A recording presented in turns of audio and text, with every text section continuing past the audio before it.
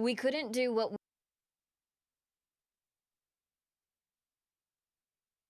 We couldn't do what we do at the Iroquois Steeplechase without hundreds of volunteers, especially the many Bank of America employees who volunteered their time the evening before the race, as well as on race day today. Thank you, Bank of America.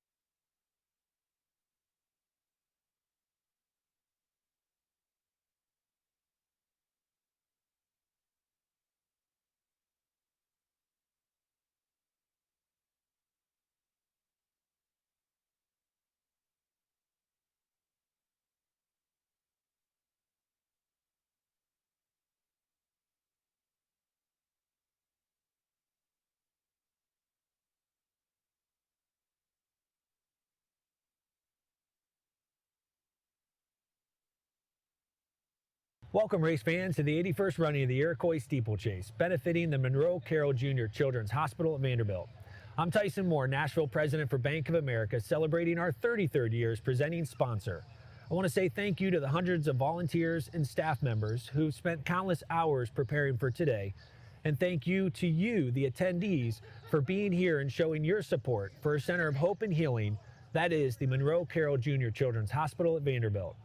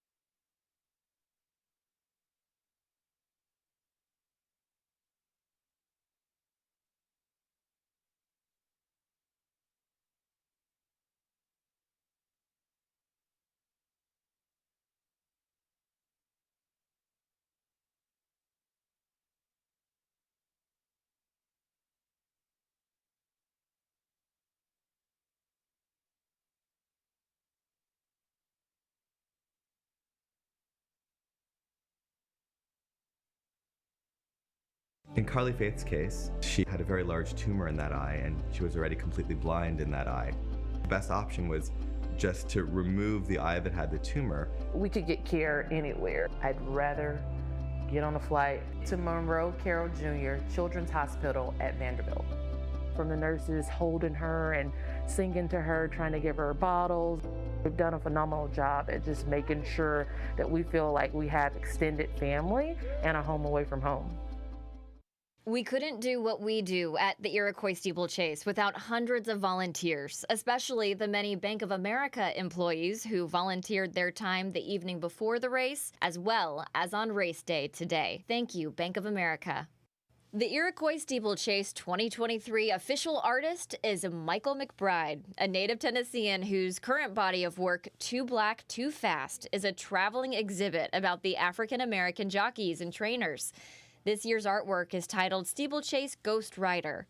Read more about Michael McBride and your Iroquois Steeplechase program.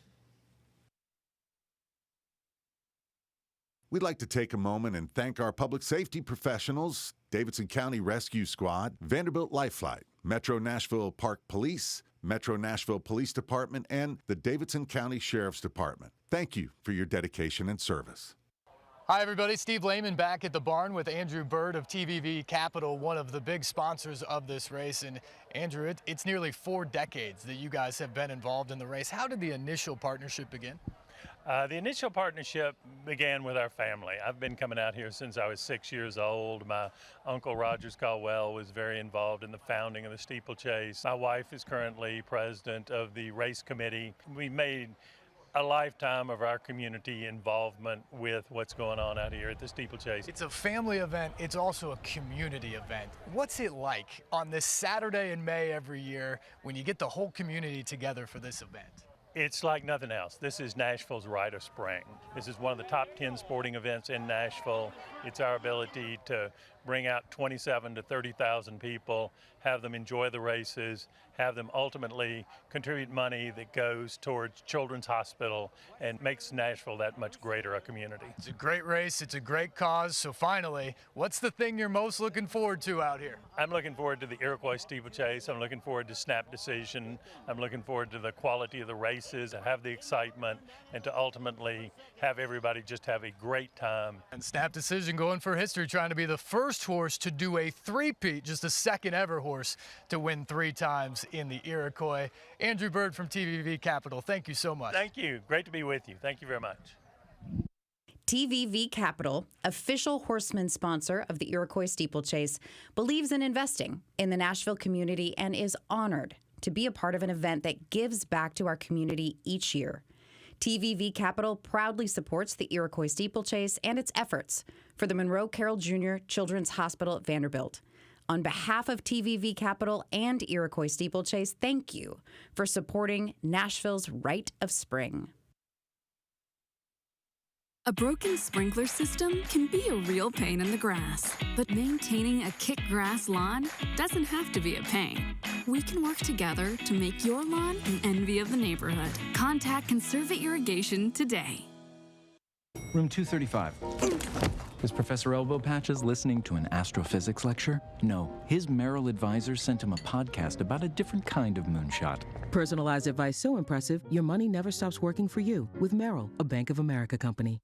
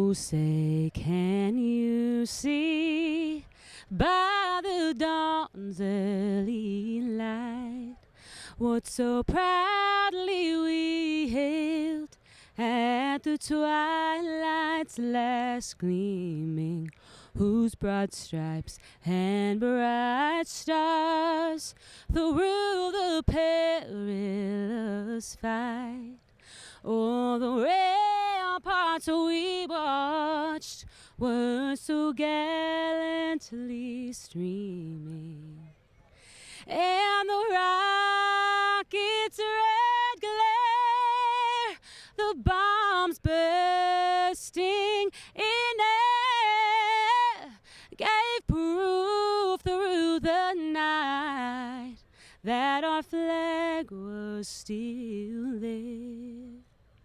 Oh, say, does that star-spangled banner yet wave? Oh, the land of the free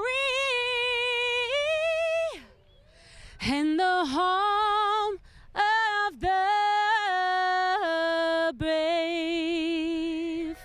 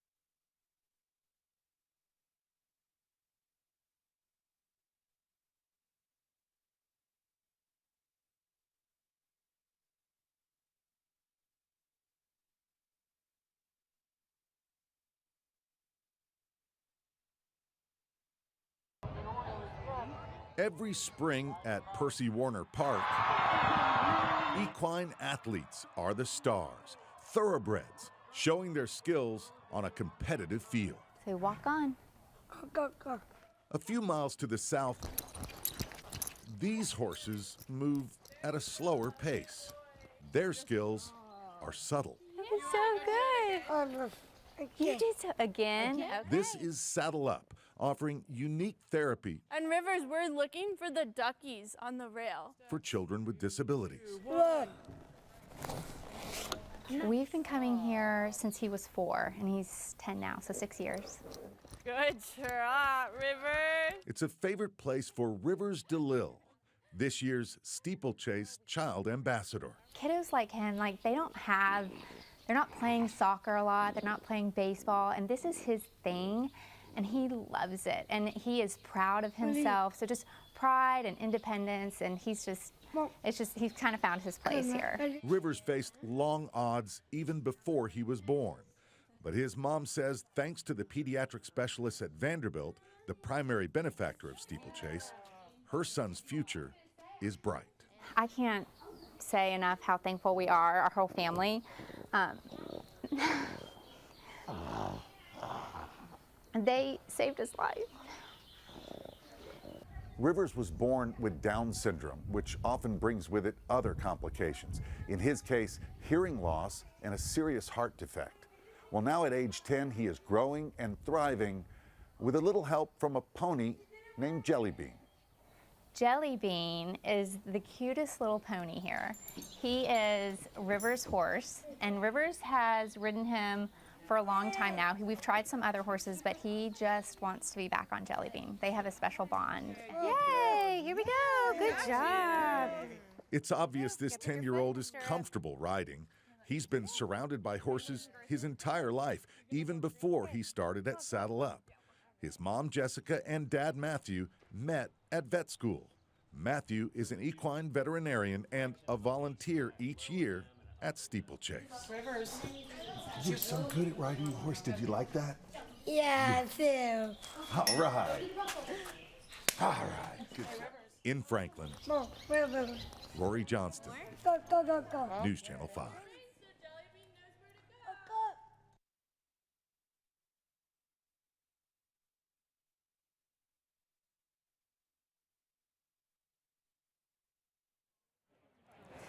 Good morning, everyone. Of course, here at the Iroquois Steeplechase, we are continuing the tradition of recognizing Nashvillians who embody the spirit of tradition and service to the iconic Nashville sporting, social, and philanthropic event benefiting Monroe Carell Jr. Children's Hospital at Vanderbilt.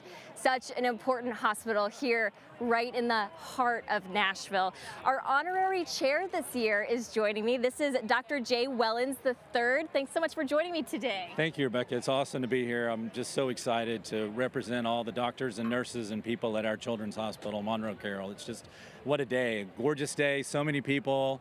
I mean, just horse races to come. So excited. Yeah, we are very happy to be here. The sun is shining. We're having a great time. So, Dr. Wellens, what does it mean to you to be recognized as an honorary chair of Steeplechase this year? Oh gosh, I remember when I arrived here 10 years ago, I never thought that I would be that person, you know, and when basically the C-suite approached and said, we think it's time, I was so honored because, you know, I love my job and I love what we do helping children, but I really love the people that I work with too.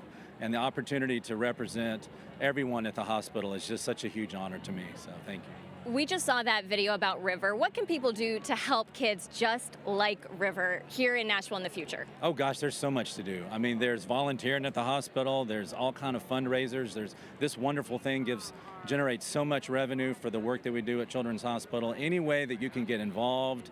We've got triathlons for kids that have disabilities that my children have done with them, and it's just so amazing and good for them, their spirit. The list goes on and on. So we are all about getting our community involved.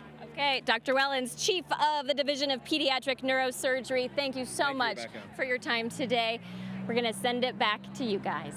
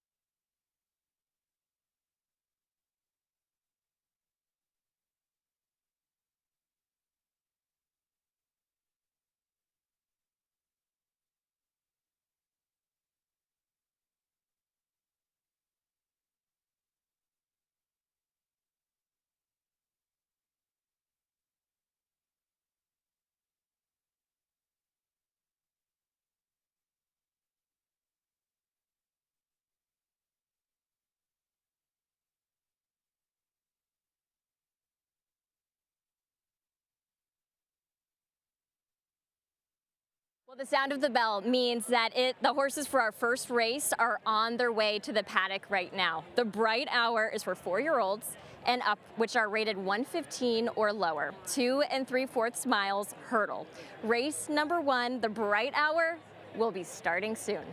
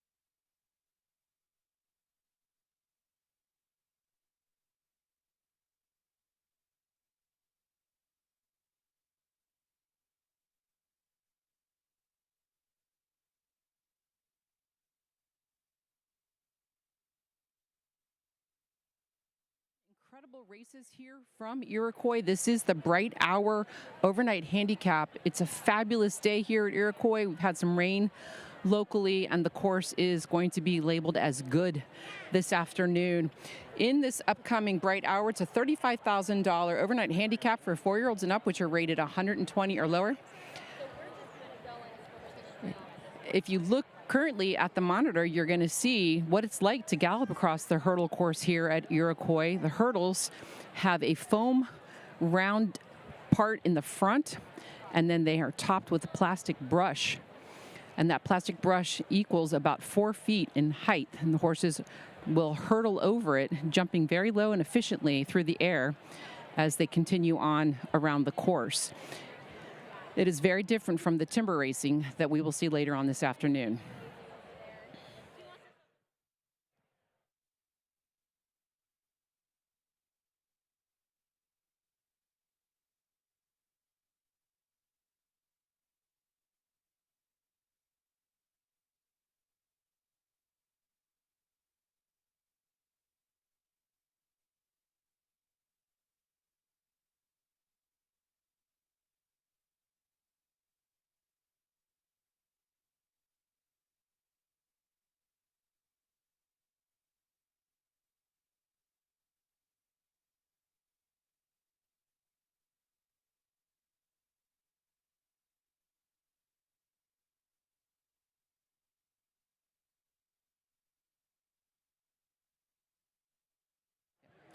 So as the horses are making their way around the paddock for the first race here at Iroquois, it's a very competitive race.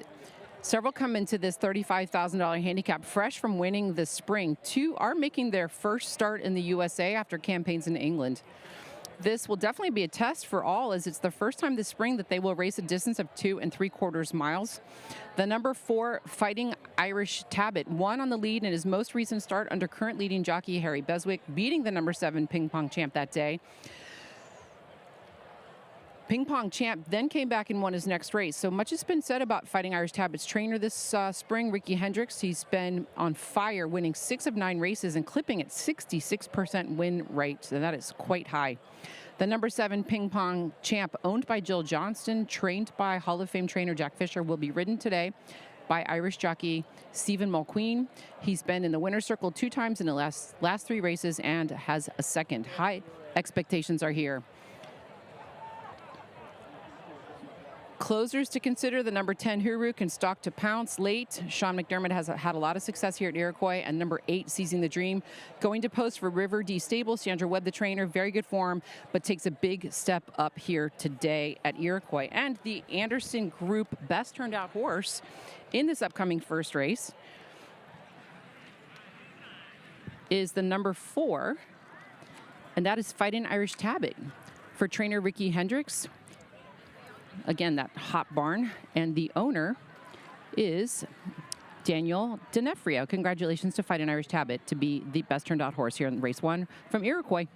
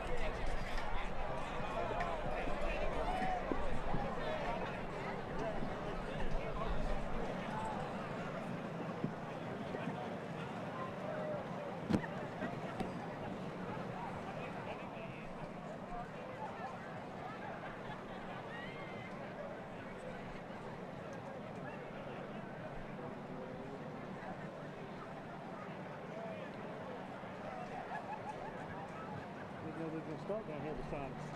Oh. I said, that's weird. They're staying here for an awful long time. I usually see them going over there. Yeah. Then they said, they're about to drop it.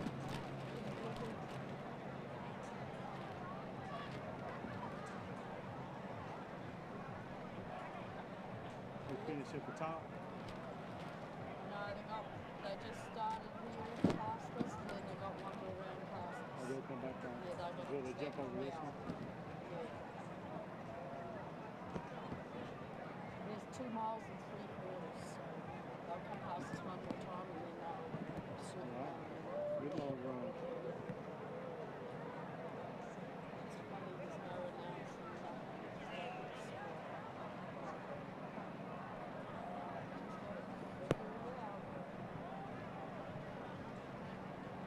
Am I on your way? No, you won't. You'll be fine. I'll be swinging around by you when you get by.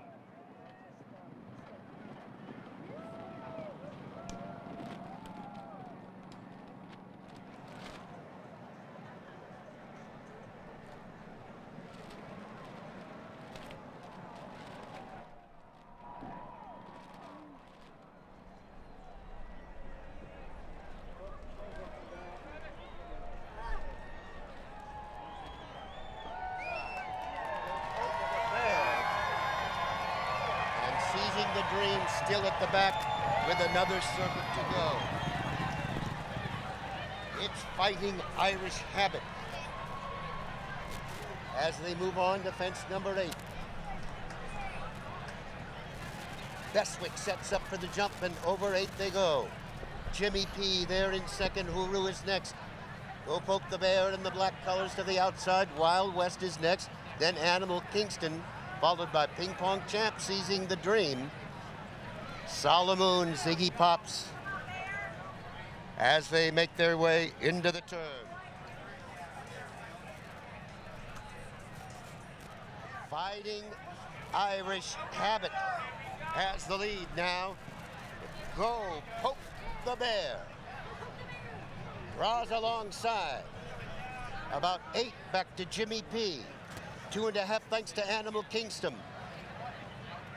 Hooroo in between horses is next.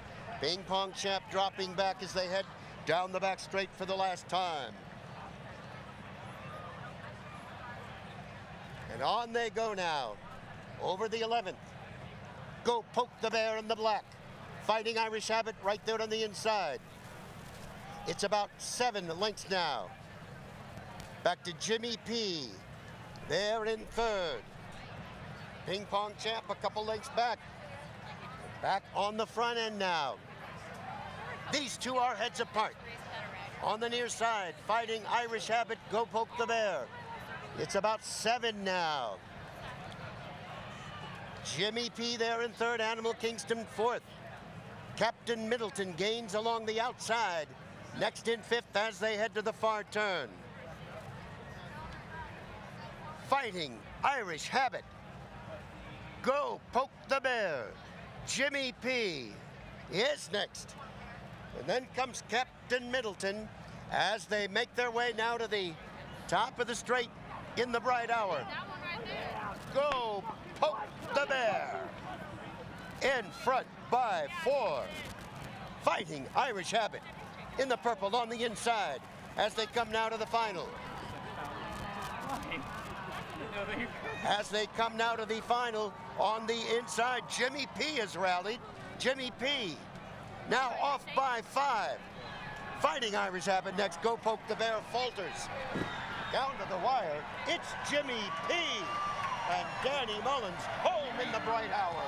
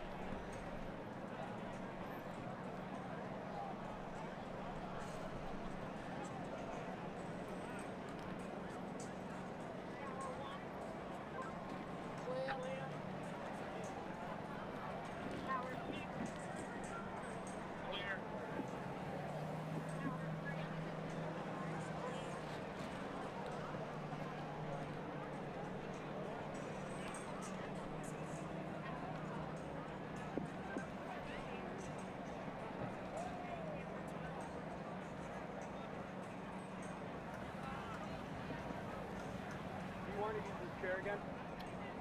No, if you're gonna have it.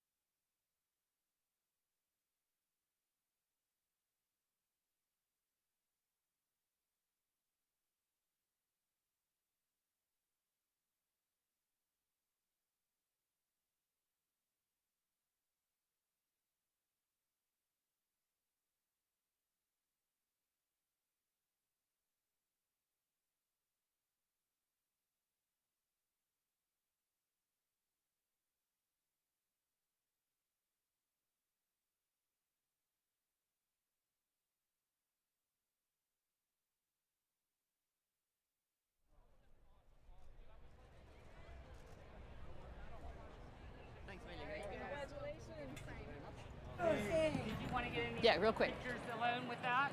Yeah, should we get one? Yes. There you go. Or you could do this.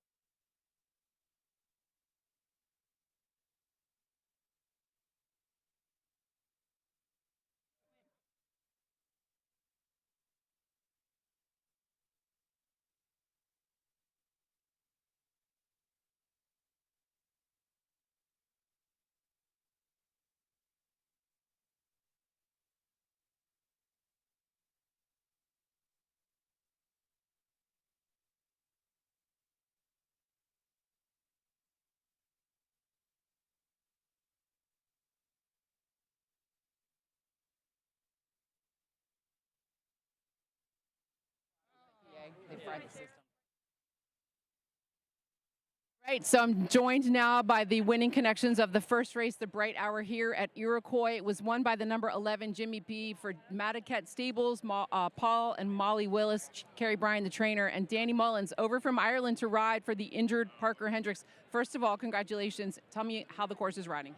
Course is in great shape. You know, we had a good bit of rain here yesterday. It's warm today, it's drying out, but beautiful conditions to race on. You know, I'm just lucky enough I'm subbing in for Parker Hendricks, who is out injured. I'm sure he'll be winning on a lot of these later in the year, and Kerry's doing a fantastic job. I'm the lucky one that gets to sit up and steer. My job is minute, but I'm glad to play the small part. Can you talk me through the last 3 jumps? Yeah, you know, we went steady early. I probably sat closer than the plan was, but Kerry left me fluid with instructions. She said, judge it as we go, and there's a bit of pace injected down the far side. I was in the box seat, got a nice jump at the second last, and ran out a good winner down the straight. No concerns at all about the course and the heat or anything like that today? No, they were well prepped, and I just had to do the steering. Good. Well, you've got plenty of other opportunities. Maybe we'll see you back here again. Congrats, Danny. Thank you. Thank you. And then quickly, Carrie Bryan, the trainer of the first race here at Iroquois. This horse did break his maiden on soft going. Do you think that was what benefited him today? No, actually, I'd say the trip did. We always knew he just keeps going, keeps staying. He'll probably make a timber horse in time, to be honest. We had this race picked out for him very, very early in the year. We ran him at Tryon after kind of a lackluster performance at Aiken, but he needs a staying track. Aiken's not that. He went to Tryon. He ran very well if you go back and watch the race, and we always had planned to come here. So, you know, it's great to get Madaket Stables a winner on our biggest day. This is our Kentucky Derby, so now he's done that as well, which is great. Well, you got the first one done. You've got several other horses, but of course, Freddie Flinchard in the big race today. What are your thoughts coming into this one? He couldn't be better. Queen's Cup was literally a warm-up. He's in great order. You know, we'll see what happens. But, you know, we miss Parker in the saddle today. He can take a lot of credit for all of these horses as well. We'll miss not having him on Freddie, but, you know, Danny has been great to come in on short notice and hopefully get a few more winners on the day. Well, congratulations on the Bright Hour with Jimmy P. Carrie Bryan, the trainer of the first winner here at Iroquois. Thanks. Stay tuned. We do have 6 more races from Iroquois. We've got 2 maiden races. We've got the filly and mare stake. We've got the timber race.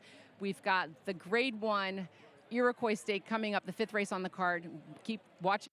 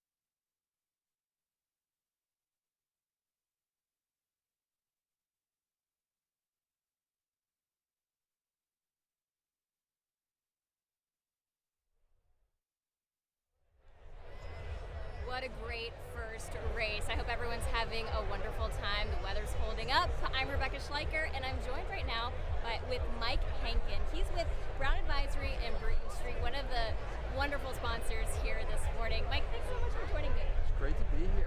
Good to be in Nashville. Yes. Welcome into Nashville.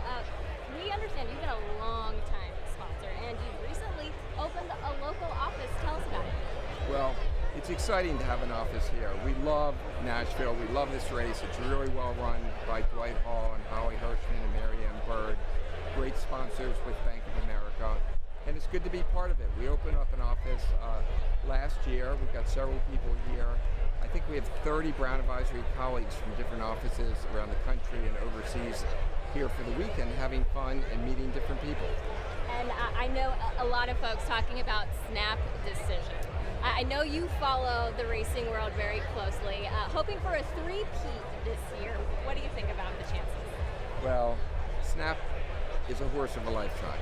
And my two co-owners, Charlie Knoll, Charlie Fenwick, and I, we're just happy to see him run. If he runs up the form, it could be very, very exciting. He's won a lot of races, but each time he gets out there, who knows what's going to happen. So there are a lot of great horses in the race. All right, well, we will be staying tuned and seeing what happens. Mike, thanks so much for talking to me today. Thanks for being here, and thanks for being such a long-time important sponsor here at the Iroquois Steeplechase. Have a great rest of your day. We'll check back in with you guys in a minute.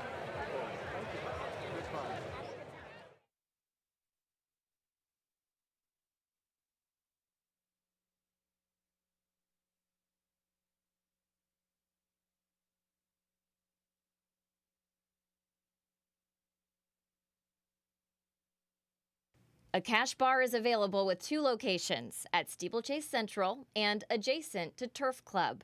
As always, please remember to drink responsibly.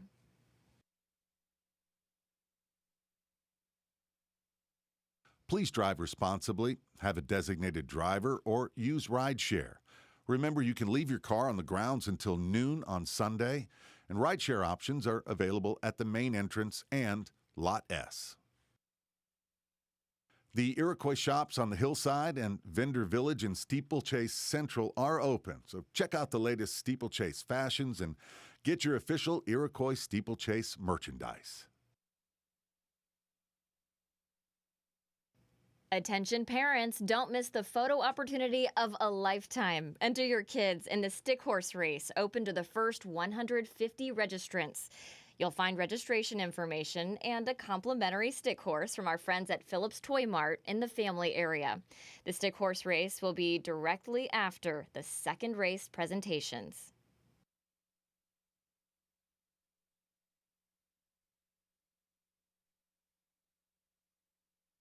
Enter your Williamson's 6th Annual Iroquois Steeplechase Tailgate Contest. Post your 2023 Race Day Tailgate photos and make sure you include the tag @YourWilliamson and hashtag Tailgate Contest for a chance to win a topside tailgate spot for next year's Iroquois Steeplechase.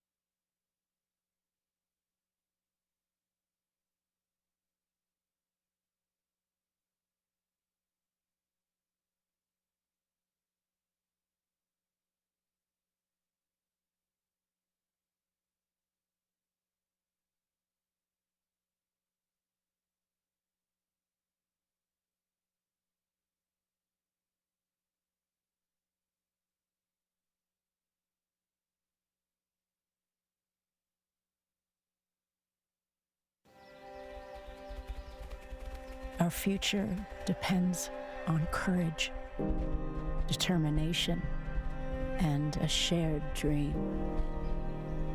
Hard work creates bonds. We each play our part, and we find strength in the knowledge that our contribution promises a better life for all.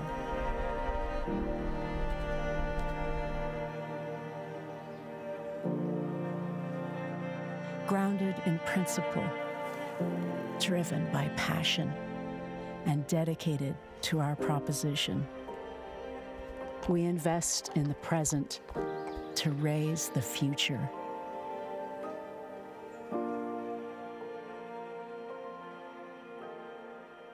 Brown Advisory, supporting the global equine community.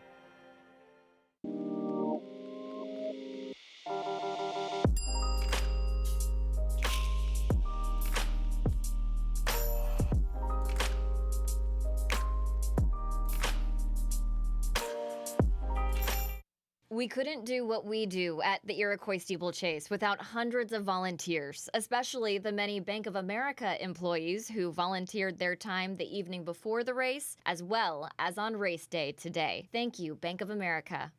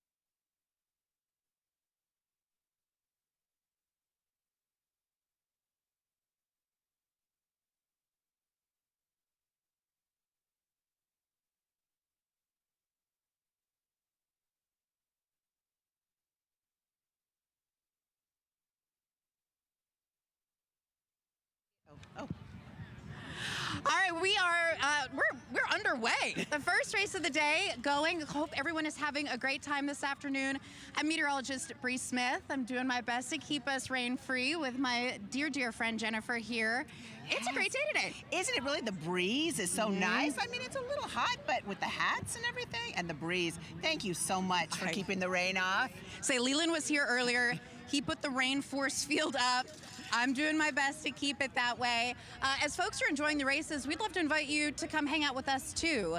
We have Storm 5 Titan going. Radar is there. We're keeping a close eye. We are also passing out what may be some valuable swag today if the rain shield doesn't stay. Some great swag bags. Of course, you got a News Channel 5 bag to carry around all your stuff, but inside there is a towel, which heaven forbid we won't need, but a towel if you need it. We've got a flashlight, but this is the fun thing. And even if you don't need it to it's like a dry rally off, towel. It's a rally towel for your horse. Yes, but look at this. This is so fun. It kind of looks like a pool toy, but guess what it is? Inside this plastic egg is a poncho, a rain poncho.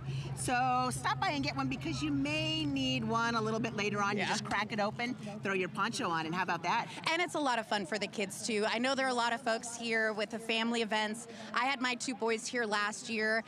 Coming up, I think at 1:55 is the stick horse race, which That's is always always fun. Adorable. Absolutely. You can register for that if you head to the family fun area. They give them these little stick horses. The kids get to run. They get their chance to be on the grass, on the track.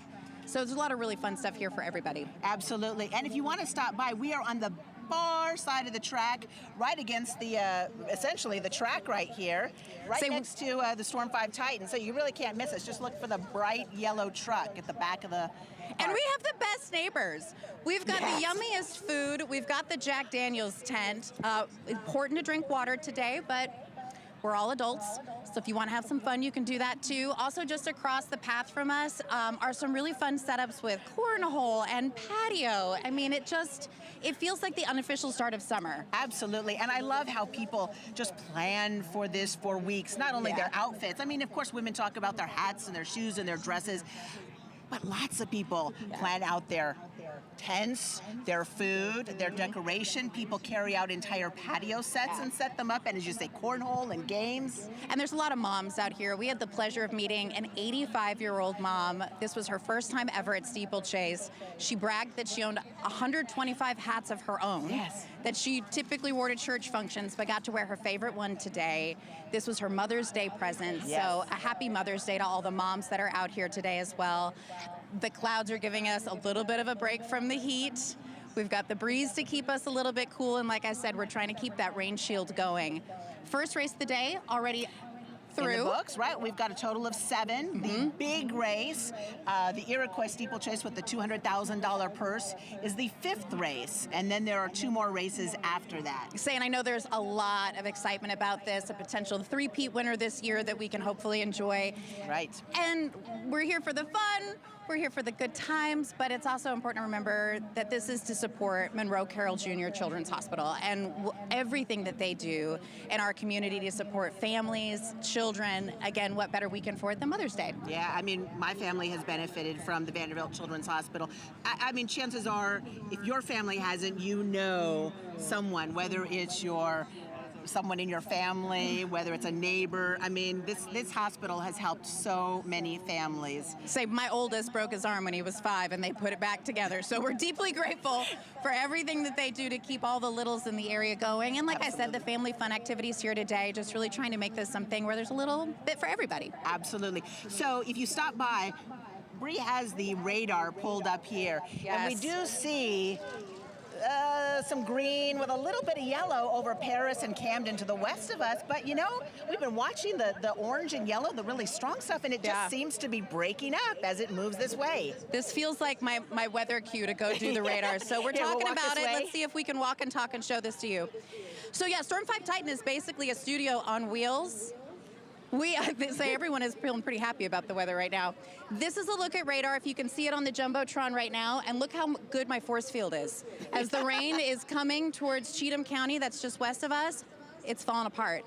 That breeze, that cool breeze that comes every so often, that's because of the rain that is petering out. So honestly, I think we're making the best of this. Like Taylor Swift said last week, a rain show only happens for a special crowd. We had some rain around this morning. There's no rain out there right now. We're keeping an eye on areas west to see if any of it comes in. We're going to keep an eye on this all day long. There's no lightning. No. We've got snacks. We've got horses. And you should have water because it is humid. And, you know, if you're out under the sun, and sunscreen. Bree was so smart to bring sunscreen. Which we'll share with you, too, if you need some of that. We don't want anyone getting sunburned. We want everybody having a good time this afternoon. It's for a good cause. This has been a Nashville tradition for so many years and so many generations of families with memories here, again, supporting a good cause, something local, something special. And it does kind of feel like the unofficial start of summer. Doesn't it? Yeah, it really with the does. humidity. Yes. It does. But actually, you know, Memorial Day is just now 2 weeks away. So, I mean, for a lot of folks, that's not, I know, meteorological. We're going to say, hold on to your hats. We're getting a breeze in here. Yeah, summer unofficially starting in just a couple weeks. It feels like it. We've had the first horse race of the day. We're going to have 6 more. And it's just an incredible vibe today. You know, I was a little concerned that the chances for rain might scare some folks away, but this crowd is showing out. And I love how, you know, you and Leland and Henry, everyone was warning people about the shoes. And it's wonderful how many folks have had, you know, just these are own not it. the shoes that I was planning to wear. These are my rain boots. I love Not it. exactly match. You've got your I went boat shoes. Yes, absolutely. But it's really fun to see how people, women have especially, accessorized with their dresses. I don't think it could be more Nashville, right? Like just watching folks walk up, they've got gowns on, they've got galoshes. It's a statement that we make it work. And what's that I hear, Jennifer? I do believe that's the bell. That's the bell. You know what that means. That means it's time to root for your favorite pony. I've got the 4 horse in this race. Enjoy it. Come by and see us. We'd love to see you. Woo!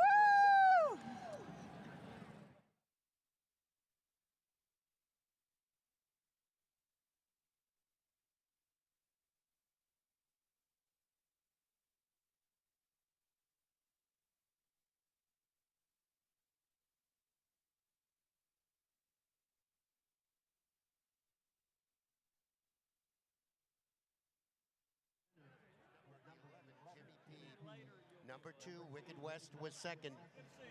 Number 4, Fighting Irish Habit, was third. And number 3, Go Poke the Bear, was fourth. 11, 2, 4, 3 was the official order of finish in race 1. Now, coming up in the second race, It's on page 38 in your program, the George and John Sloan maiden hurdle, number 7, Piccadilly. A change of rider. The rider is Jamie Bargery. Jamie Bargery rides number 7, Piccadilly, in this race. Graham Waters, unfortunately, who had 6 mounts today, is injured. So wherever you see Graham Waters in the program, take that name off. And quickly, I can give you other changes. Race 3, number 6, I Am Fortunata, is scratched. Scratch number 6, I Am Fortunata, in race 3. In race 4, the Green Pasture, number 1, Cool Jet, make the jockey Tom Gardner. Tom Gardner on number 1, Cool Jet, in race 4. In race 5, the Iroquois, number 3, Snap Decision, make the jockey Sean McDermott. Sean McDermott on number 3, Snap Decision, in the 5th. Race 6, the Margaret Curry Henley, number 1, Fits the Jill, make the rider Jamie Bargery. Jamie Bargery on number 1, Fits the Jill, in race 6. And finally in race 7, the Mason Hoagland, number 1, Queen's Empire, make the rider Jamie Bargery. Jamie Bargery on number 1, Queen's Empire, in the 7th race. So that brings you up to date racing-wise, and the horses are coming over from the stable area for race number 2.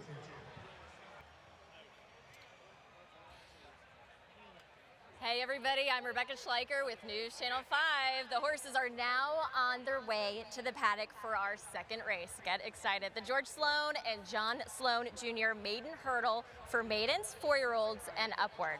2 miles and 1/4 hurdle. This year has been divided up into 2 divisions. Race number 2, the George Sloan and John Sloan Sr. Division 1 will begin shortly.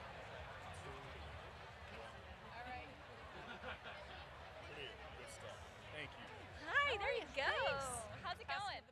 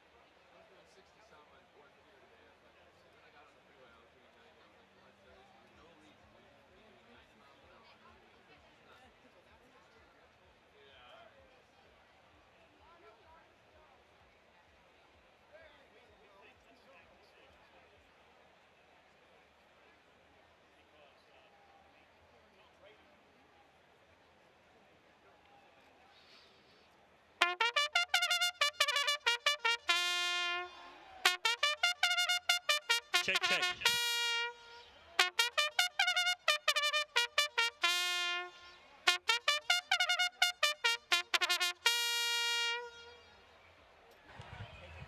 Shit, I have to come. This mine's better though. Oh. Copy that. And the horses walking area now for this upcoming second race, the George Sloan and John Sloan Jr. maiden. This is the first division of this race. As Tony Bentley mentioned, Jamie Bargery rides the number 7 Piccadilly. And there's actually quite a few horses in here that've got some high expectations. I'm going to start with the number 7 Piccadilly. Newly gelded, he's very well bred, and he gets jockey Jamie Bargery, as I just mentioned, for Hall of Fame trainer Jack Fisher and owner Sarah Sharp Farish, who married into the Farish family, breeders of Piccadilly. He had a prep at the Middleburg point-to-point a few weeks ago and comes in here in good form. The number 2, L'Imperator, Arch Kingsley and Hudson River Farm send this French bred to post in his 3rd NSA hurdle race. He's had 2 good tries so far, finishing third both times. He's excelled on soft turf and should love the going this afternoon with the rain that we had. The number 4, Pure Courage, Todd Wyatt teams up with Sean McDermott and Jill Johnson for his second NSA start of the year. He was second on yielding turf to Cool Jet, who runs later in the Green Pastures Stakes, so that says something about his value. And the number 3, Geordie Dreamer, going to post, had a point-to-point win, actually quite convincing point-to-point win. I know that Kerry Bryan, his trainer, has high hopes for this horse, who's owned by CFC Stables, Molly Willis, Paul Willis, Dark Horse Racing LLC, and the International Venture. Quite a few folks on the ticket with the 3, Geordie Dreamer. Again, the George Sloan and John Sloan Jr. Maiden Hurdle Division 1. Purse $30,000. They're going 2 miles and 1/4 here at Iroquois.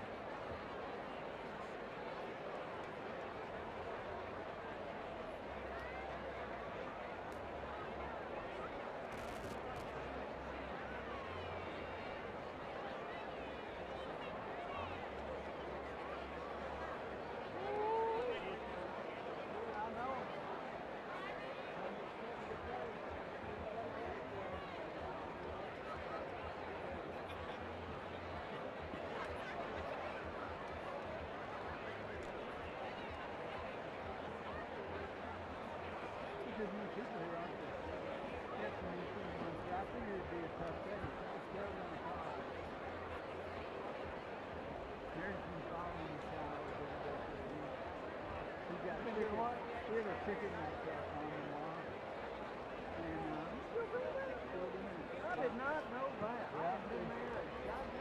It's still coming, Rick. It's still coming. Same crew? Yeah, same crew. John and Kenzie making it together. Yeah, it's been fun. We don't have to do it.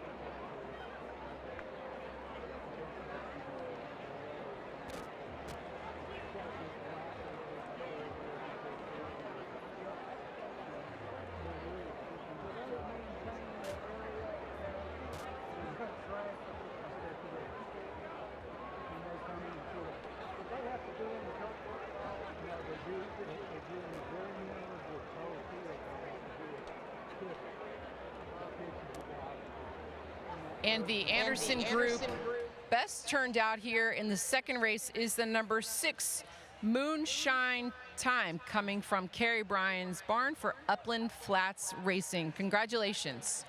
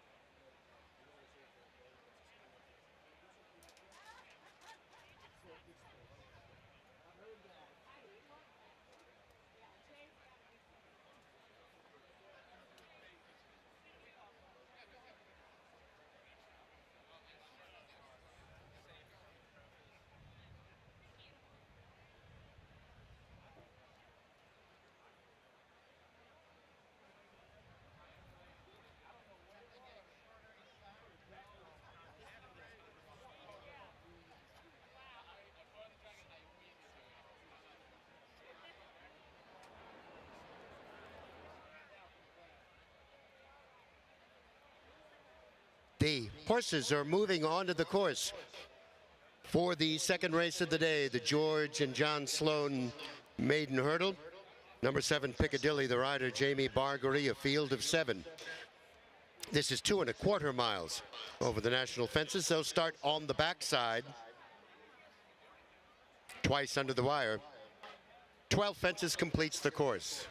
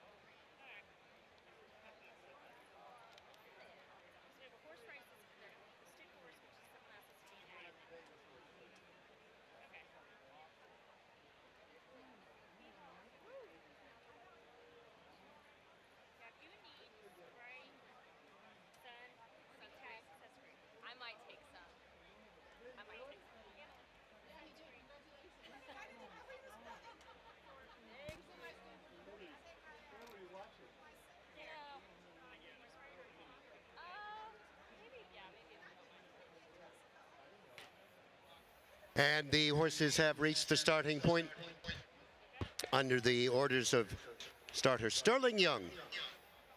2¼ miles, 12 national fences. The Sloan Maiden Hurdle.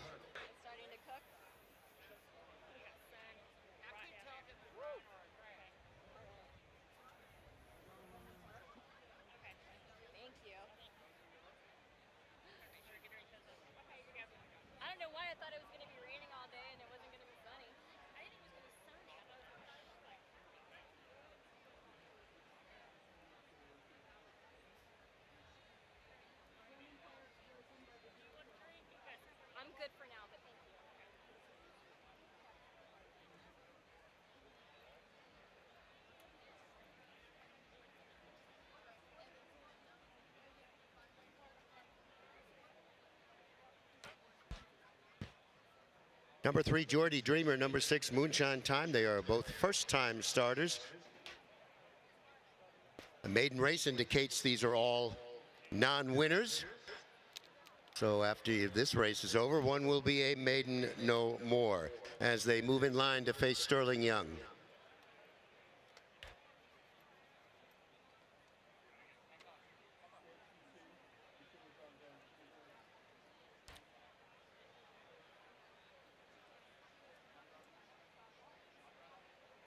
And the flag is up.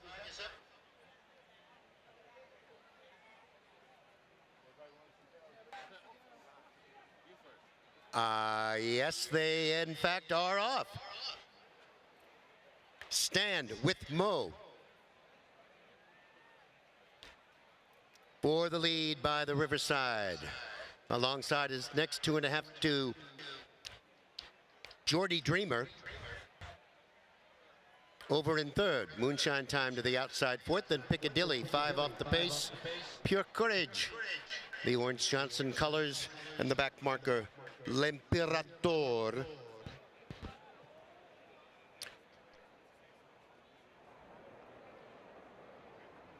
As they jump the second of 12 and head to the far turn. By the Riverside. Blue colors with the red cap.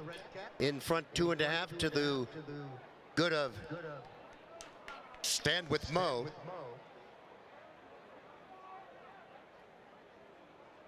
About 5 to Georgie Dreamer, then comes Moonshine Time to the outside. Piccadilly is next, 2.5 Pure Courage. And the back marker, L'Imperatore. As they come towards us now.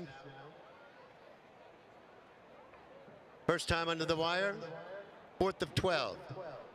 By the Riverside in front by 2.5. Stand With Mo is next over, 2.5 to Moonshine Time. Georgie Dreamer is next. Then comes Pure Courage, followed by Piccadilly and L'Imperatore. As they head on to fence number 5 and the second circuit.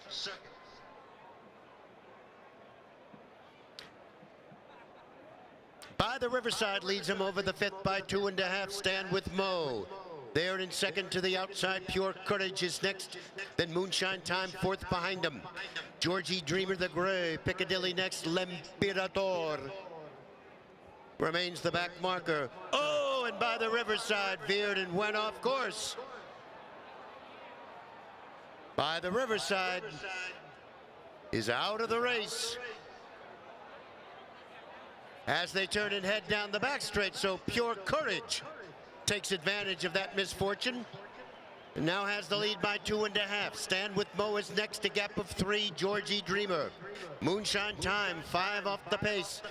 L'Imperatore is next in Piccadilly. Now the back marker. And down the back straight they go. On to fence number 9. Pure Courage in front by a length and a quarter. Stand With Mo in the River D colors. Moonshine Time quietly up on the outside. Georgie Dreamer 4 off the pace. Then comes L'Imperatore. Piccadilly still at the back as they head down the back straight. Moonshine Time sneaks up on the outside. Pure Courage right there in second. Stand With Mo gives way. Georgie Dreamer to the inside. 2 lengths back, L'Imperatore. And Piccadilly unseated his rider as they head to the far turn. And round the far turn, Pure Courage in front of half. Moonshine Time on the outside is right there at the leader's neck. Georgie Dreamer is there as well, and it's L'Imperatore. Now at the top of the straight, Pure Courage in the orange colors. Georgie Dreamer, the gray on the inside. L'Imperatore skillfully on the near side comes to the final fence now. Georgie Dreamer has the lead. L'Imperatore on the outside. Georgie Dreamer and Danny Mullins on the inside, but L'Imperatore on the outside. It'll be very close.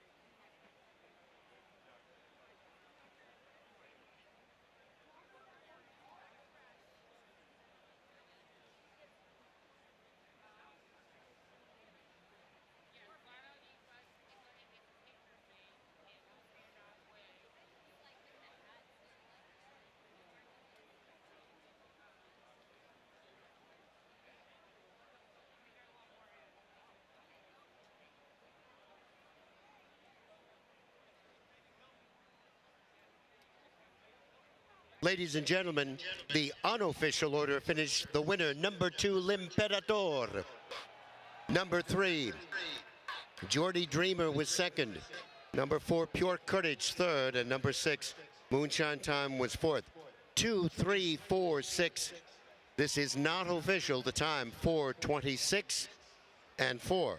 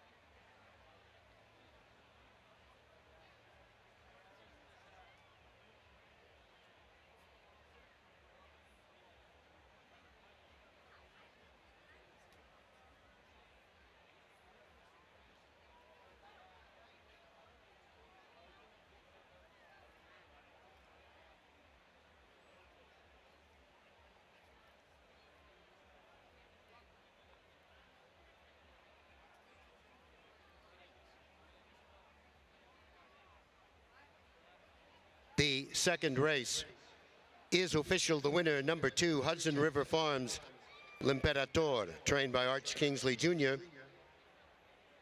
Stephen Mulqueen, the winning rider. Number 3, Geordie Dreamer second, and number 4, Pure Courage was third.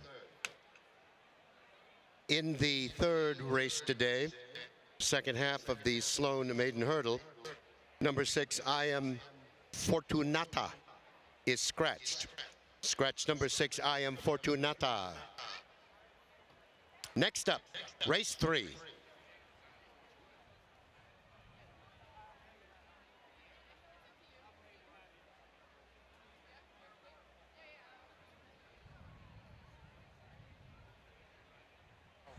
Arch. All right, ladies and gentlemen, I'm standing right now with jockey Stephen Mulqueen, who just had the winning ride on L'Imperator in the second race for Arch Kingsley and Hudson River Farms. Did the race go according to Arch's plan for you today? Yeah, no, he likes to be dropped in at the back and get him settled, and he's got a bit of flat speed, so he's kind of just got one run, so I was cautious to save him for as long as I could, get the last and a good jump, and he picked up a lot better than I thought he did and stuck at it, so it was good. When you crossed the line, were you sure you'd won it, or was it waiting for the photo finish with Geordie Dreamer? I thought after jumping the last stand he was maybe going to come back and do me, but he was tough. He put his head down, and you never want to be sure until it's called, but a part of me thought I just got him on the nod. Yeah, it was very game finish. He came back after being passed a little bit by Geordie. Congratulations, Stephen. I know you got a lot more to go today, so good luck. Thank you. And of course, Arch Kingsley, the trainer of the winner, L'Imperator, the number 2 in the George Sloan and John Sloan Jr. Maiden Division 1. Arch, how did you find this horse? Well, we found him at the November Keeneland sale last year, and it's been a pretty quick conversion. He came out of Chad Brown's barn with good flat form, and he's taken to it like a duck to water, so our job's been easy.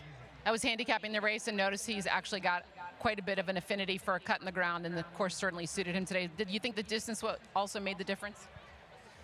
I think it was a culmination of things. He had a little bit of experience coming into today. Stephen gave him a beautiful ride, and that certainly contributed. And I just want to say to Ed Swire, who's at home today, he and I shared many high moments back in the day when I was his jockey. This is my first win for him as a trainer, and it's particularly special to be working for a man like Ed. I'm sorry he couldn't be here, but it's been a wonderful partnership over decades. Well, he's certainly been a huge supporter of the NSA community. Several champions have come through his silks in the past, but congratulations on this one with L'Imperator for Ed Swire. Congrats, Arch. Thank you, Megan. Okay, ladies and gentlemen, coming up next is race number 3, and that is the second division of the maiden hurdle race here at Iroquois. If you're watching on the live stream, stay tuned. We've got a ton more great racing.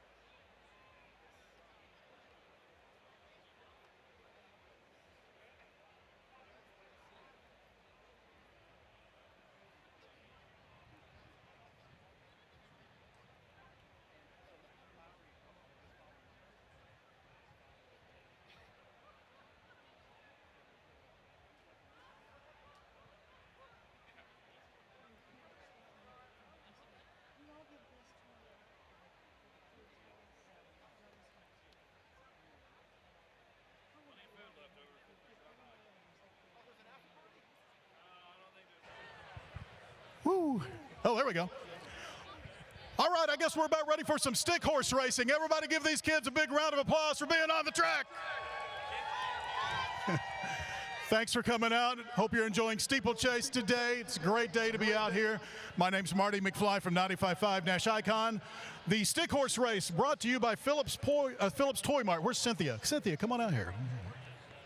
Phillips Toy Mart has been sponsoring the stick horse race for well over a decade. And please welcome and thank Cynthia from Phillips Toy Mart for being out here today. Thank you, ladies and gentlemen and little people. We've got first and second and third place for over 100 stick horse races this year. This is the largest crowd we've ever had.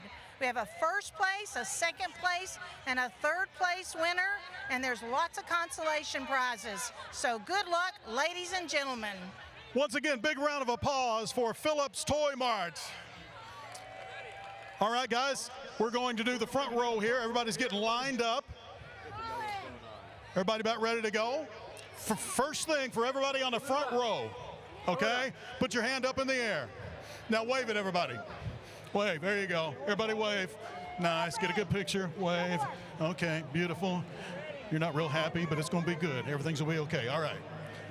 All right, everybody line up. Take a couple steps back. If your parents would take about 5 steps back so nobody gets kind of trampled at the end. I have a lot of kids rolling through. All right, where's my starters at? Want to jump on that end? All right, line up. Next, line up even with this guy. Take a couple steps. Come forward. Keep the stick horse between your legs and get ready to ride that baby. Are you ready? Everybody ready on the front? Here we go. On your mark. Get set. Go! Go, go, go, go, go, go, go, go, run, run, run, run, go, go, go. Good job. Go, go, go. Good job. Alan, here's number 2. Good job. The little ones are always a lot of fun. They're just trying to figure it out. But at the end of the day, they have a stick horse. Congratulations, guys. All right, everybody in this group ready to go? I've got a question for this group. Who's going to win? Oh, I thought so. Okay. Everybody in this group, wave to your parents or whoever's here with you today. Wave, wave, wave to the crowd. Got to wave to the crowd. Got to play the crowd. Come on, wave to the crowd. Wave to the crowd. There you go. There you go. Very nice. Very nice. You got to ham it up. All right, on your mark. Get set. Go.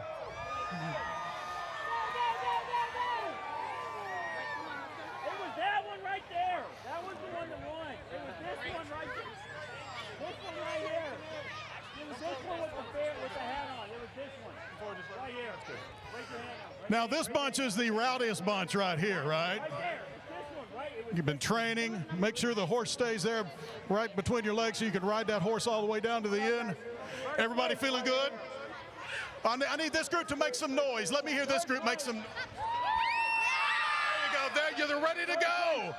All right, on your mark, get set, go. It was those two. First and second. It was first and Thanks second. for letting us come out. If you listen to 95.5 Nash Icon, we're giving you a chance for Chris Jansen to buy you a boat on Monday. Also, you can win $2,500 for a girls' trip getaway when you listen to us on Monday. So listen to 95.5. And we'd love to make you a winner. Thanks for coming out to Steeplechase, and have a good rest of your day. Hey, George. Thank you.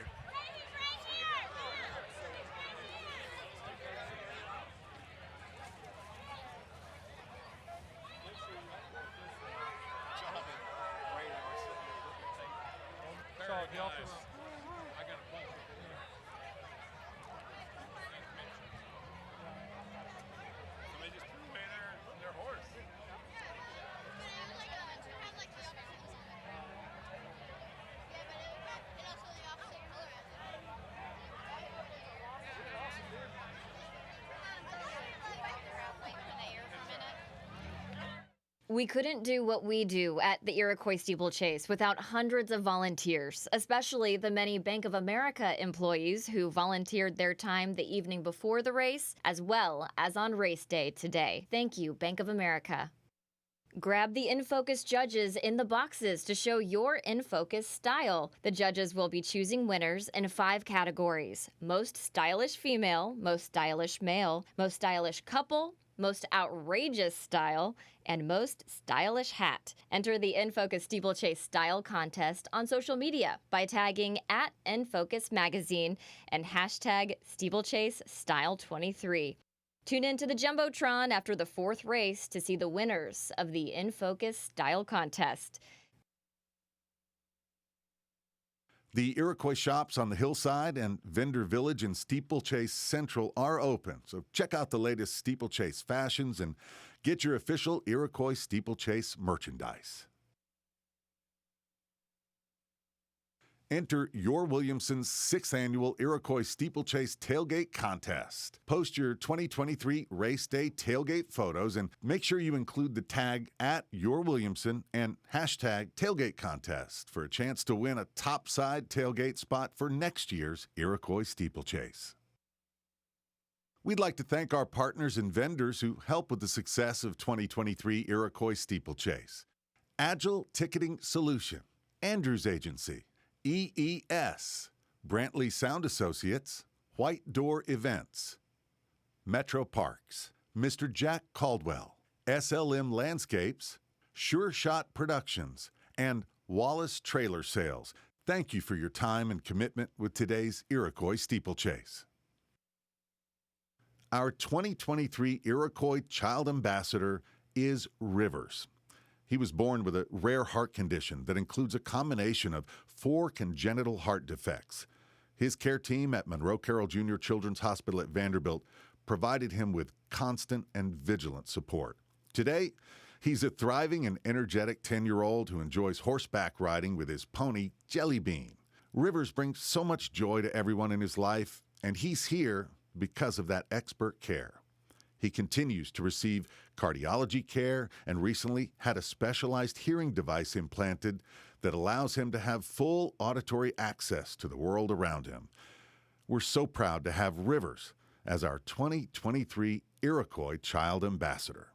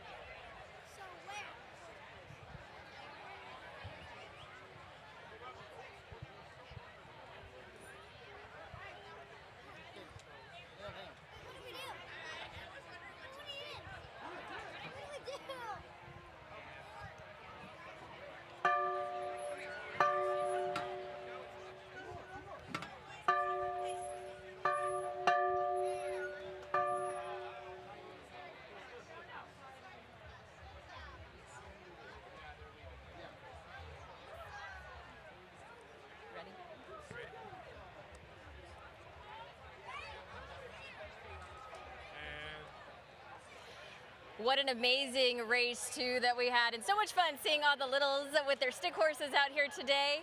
The horses are now on their way to the paddock for our 3rd race, the George Sloan and John Sloan Senior Division II Maiden Hurdle for maidens, 4-year-olds, and upward. 2 miles and 1/4 hurdle, sponsored by Upland Flats Racing. Race number 2, the George Sloan and John Sloan Senior Division II, sponsored by Upland Flats Racing, will begin shortly. Good stuff. Excellent.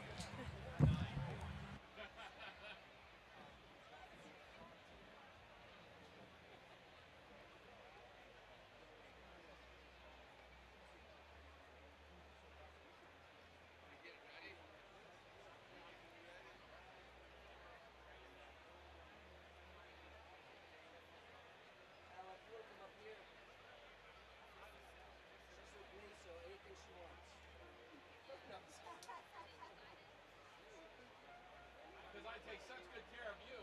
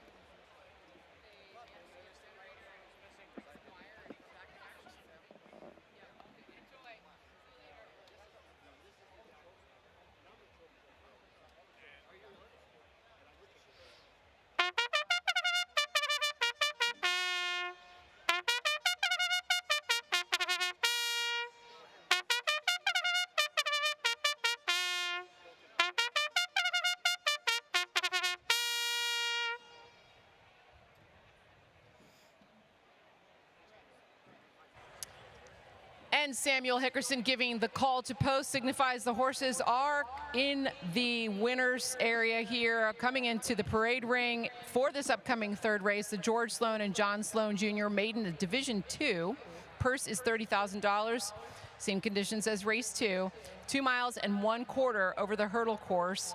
And as Tony Bentley said, we do have a scratch in here, and that is the number 6, I Am Fortunata. Will not be racing this afternoon, which takes us down to a 6-horse field. And of the 2 divisions, I think this one might be just a little bit easier for these horses. I did like I Am Fortunata, but with that one out, my top pick now is the number 7, Rienda, who's locally owned by Del Rio Racing and trained by Kate Dalton, ridden by her husband, Bernie Dalton.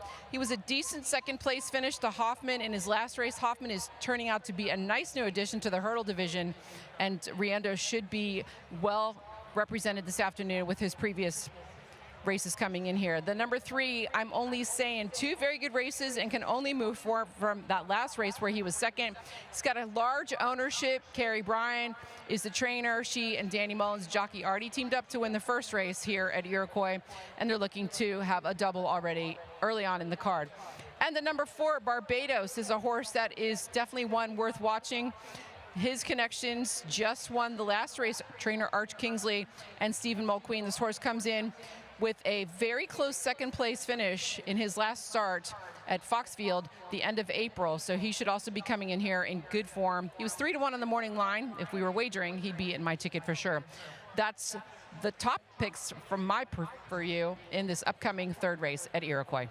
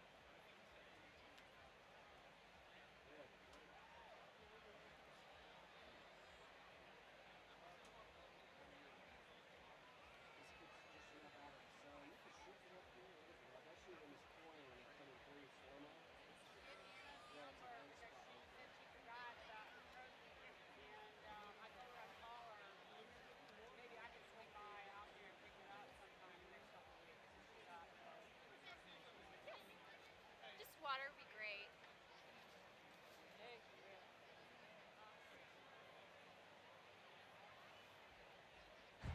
And the Andrews Transportation Group best turned out in this third race is the number 3, I'm Only Saying.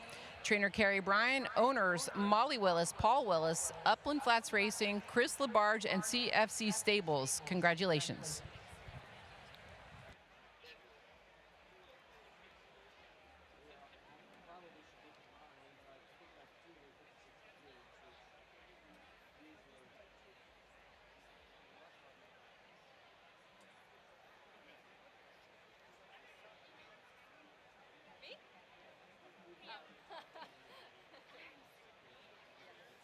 Do it. I cannot stand for hours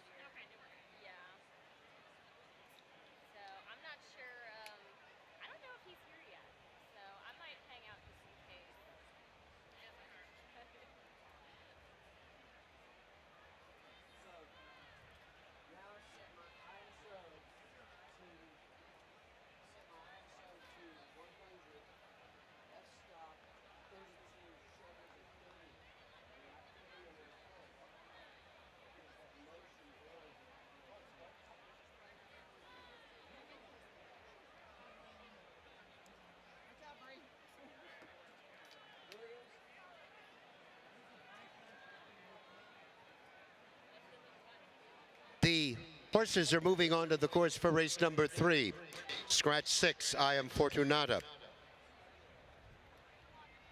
6 going down to the start.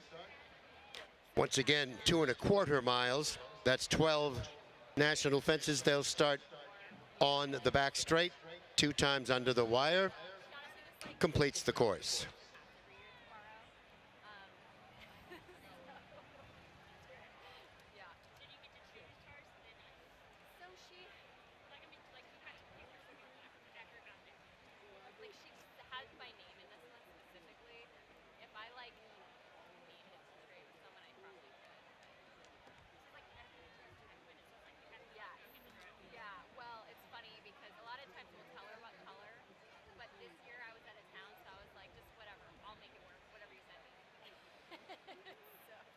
So she went wild with this.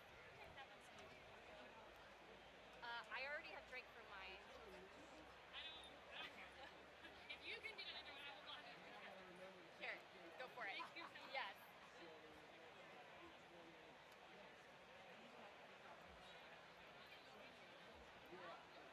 No, I'm okay. I still have some of my Gatorade. Thank you, though. She must have really needed it.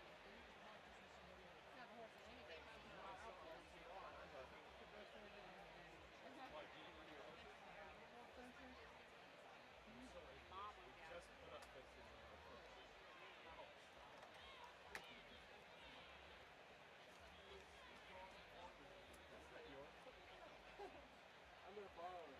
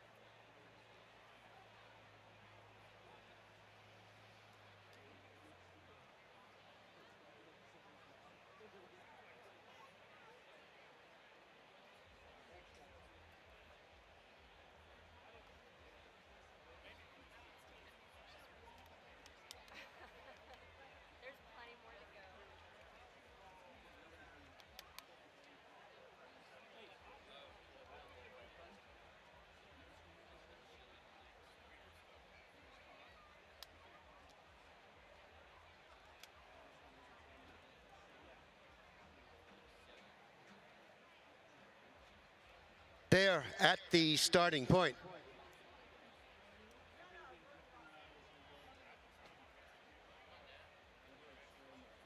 Now under starters' orders, and the flag is up. And the flag is down, and they're away in race 3. Here at Iroquois, I'm only saying for the early lead, Adventurous Jet is next. Riendo in 3rd. Barbados next, Carl Timothy to the outside. And top of the field is the early back marker as they head down the back straight. And have a look at fence 2 of 12. I'm only saying. As the lead by a length and a quarter, Riendo is next. Adventurous Jet to the outside, then Barbados in 4th. I had Carl Timothy on the outside. And top of the field as they come up the hill.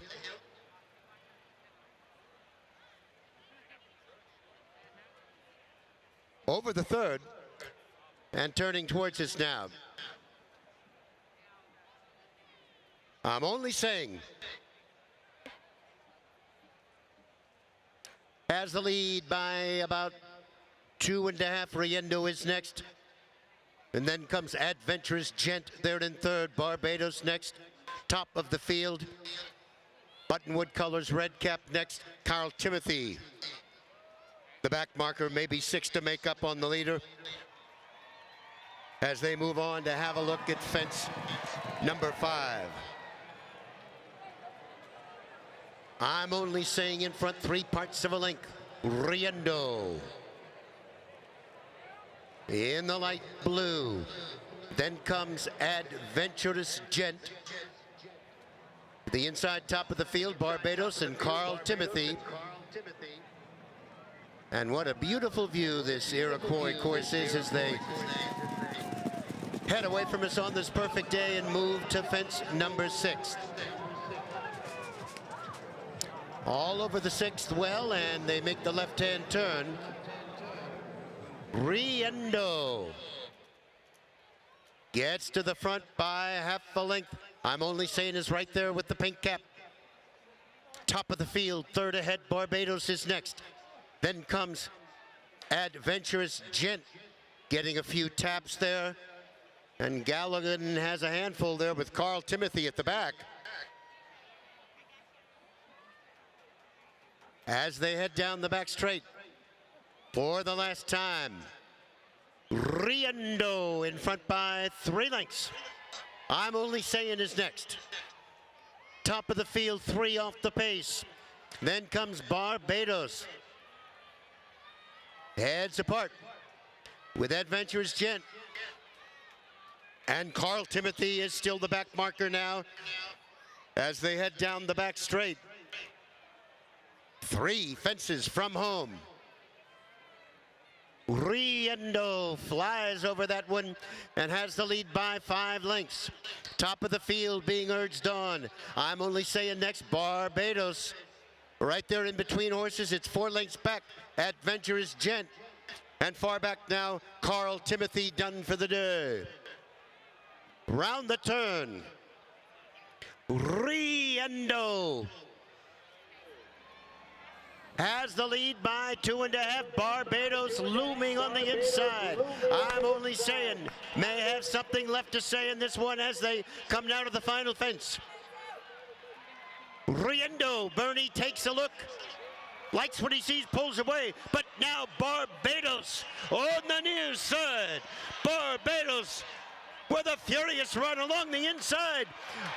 Barbados gets a neck in front. Riendo is next. It will be Barbados, Dick Colton, Arch Kingsley, and Mo Queen second of the day.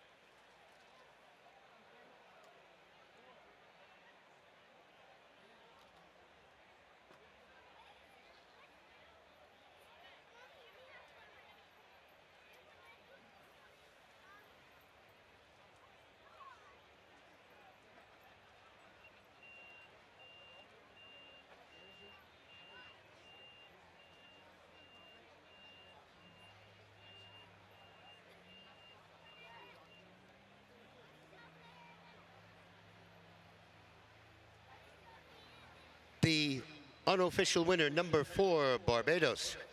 Number 7, Riendo was second.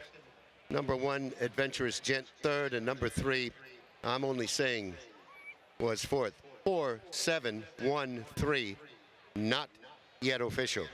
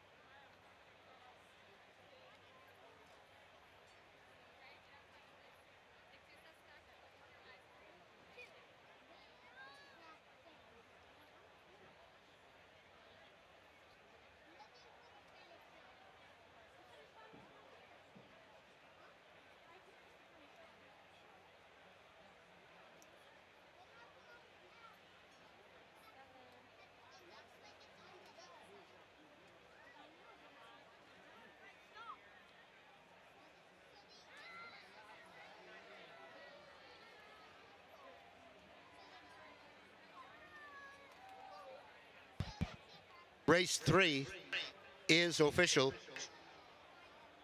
The winner, number 4, Richard Colton Jr. and Stella Thayer's Barbados, trained by Arch Kingsley, riding double for Stephen Mulqueen.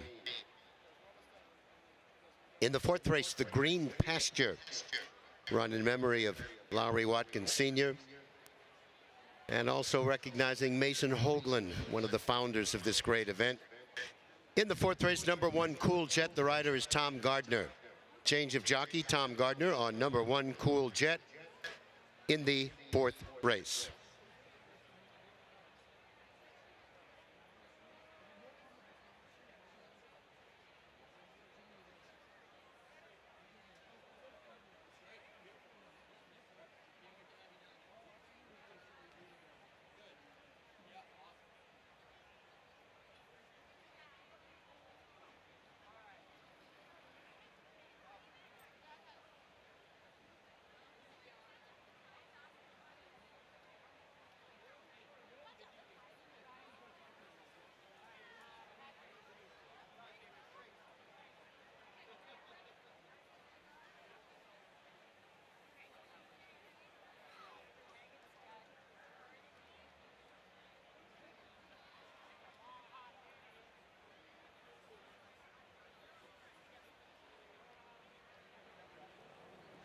Excuse me.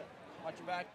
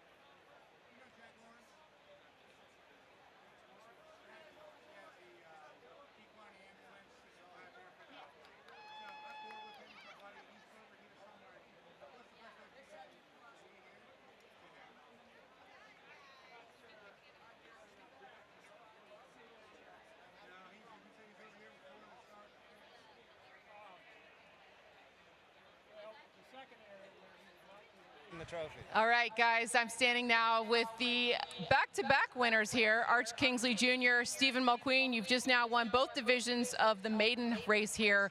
Arch, I'll start with you. Barbados ran a really good second 2 weeks ago at Foxfield. What kind of preparation went into the last 2 weeks to have him ready for the win today? Keeping him healthy, keeping him happy. He's a very nice horse.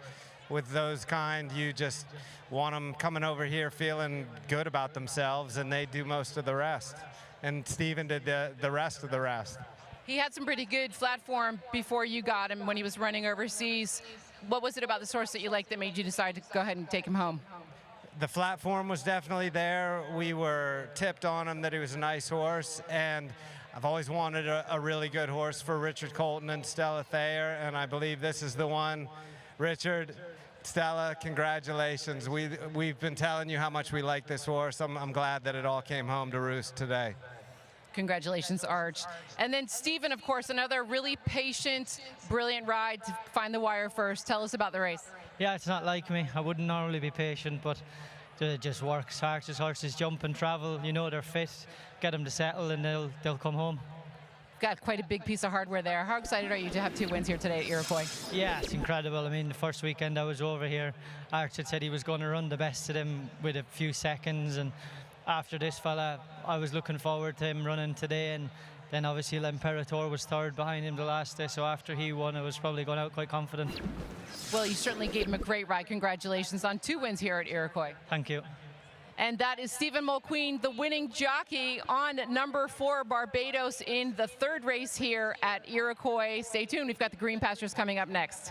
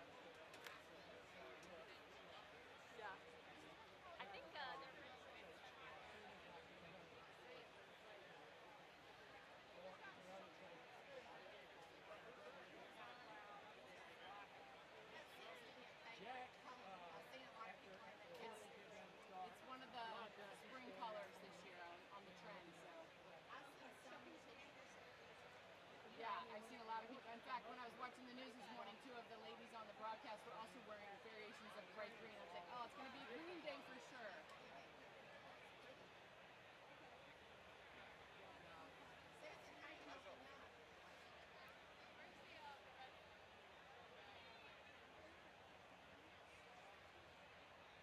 Make sure my mic is on.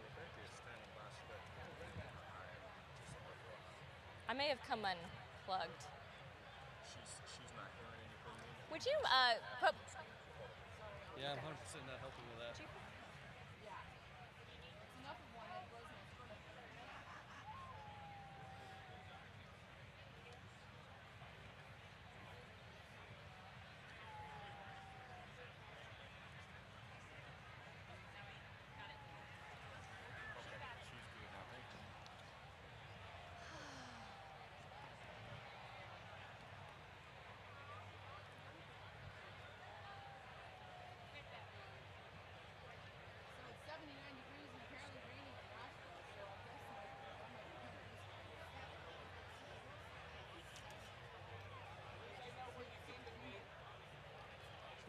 stretcher live? There's a trailer.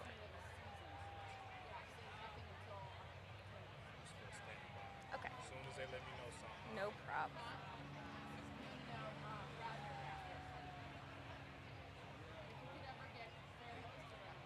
We're in the window, so in the back. We're still standing by, guys.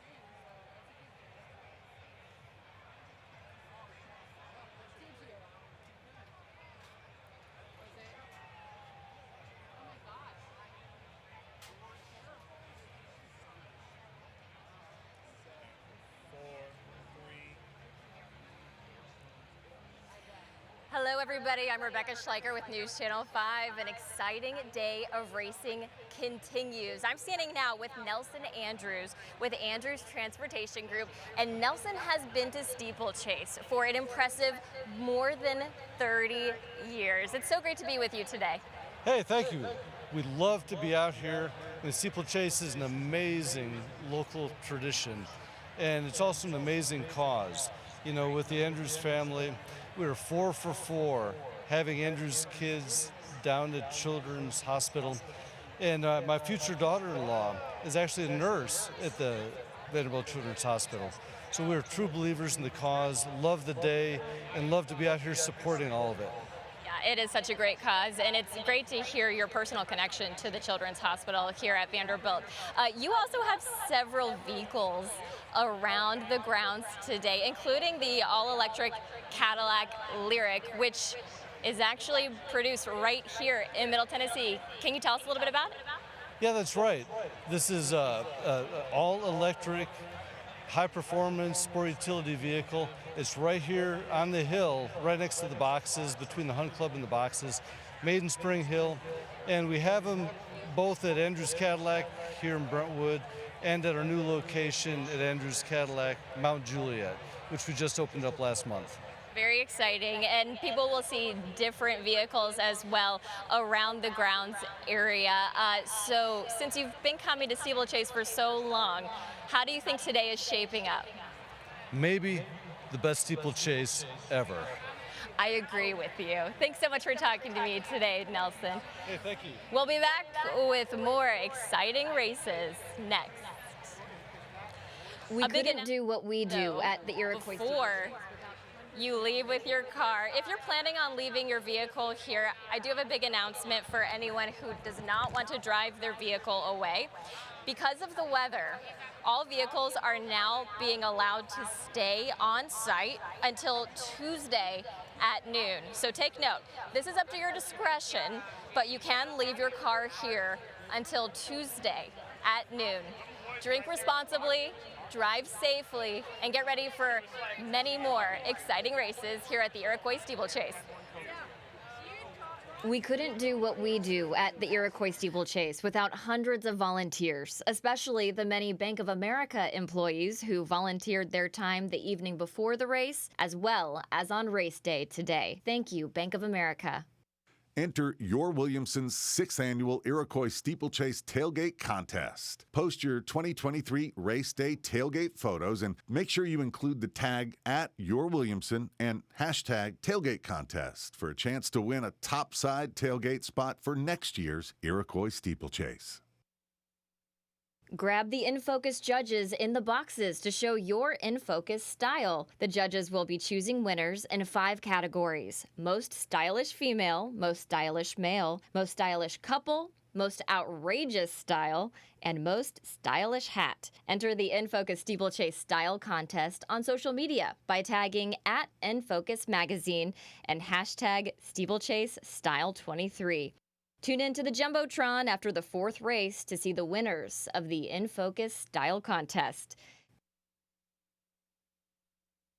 The Iroquois shops on the hillside and Vendor Village and Steeplechase Central are open, so check out the latest steeplechase fashions and get your official Iroquois Steeplechase merchandise. A cash bar is available with 2 locations, at Steeplechase Central and adjacent to Turf Club. As always, please remember to drink responsibly.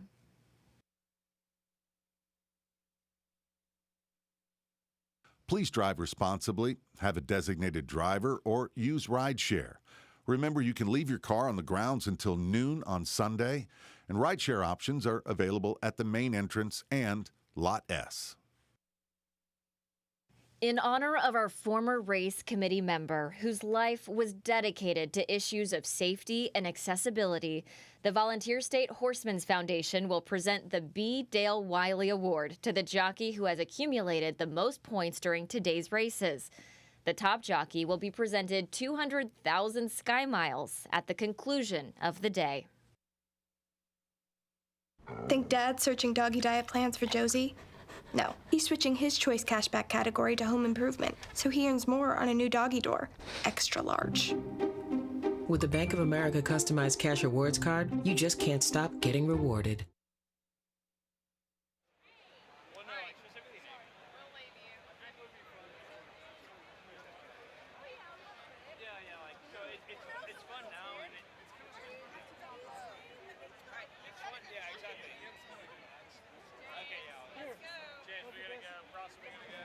You are looking at News Channel 5 Sky 5.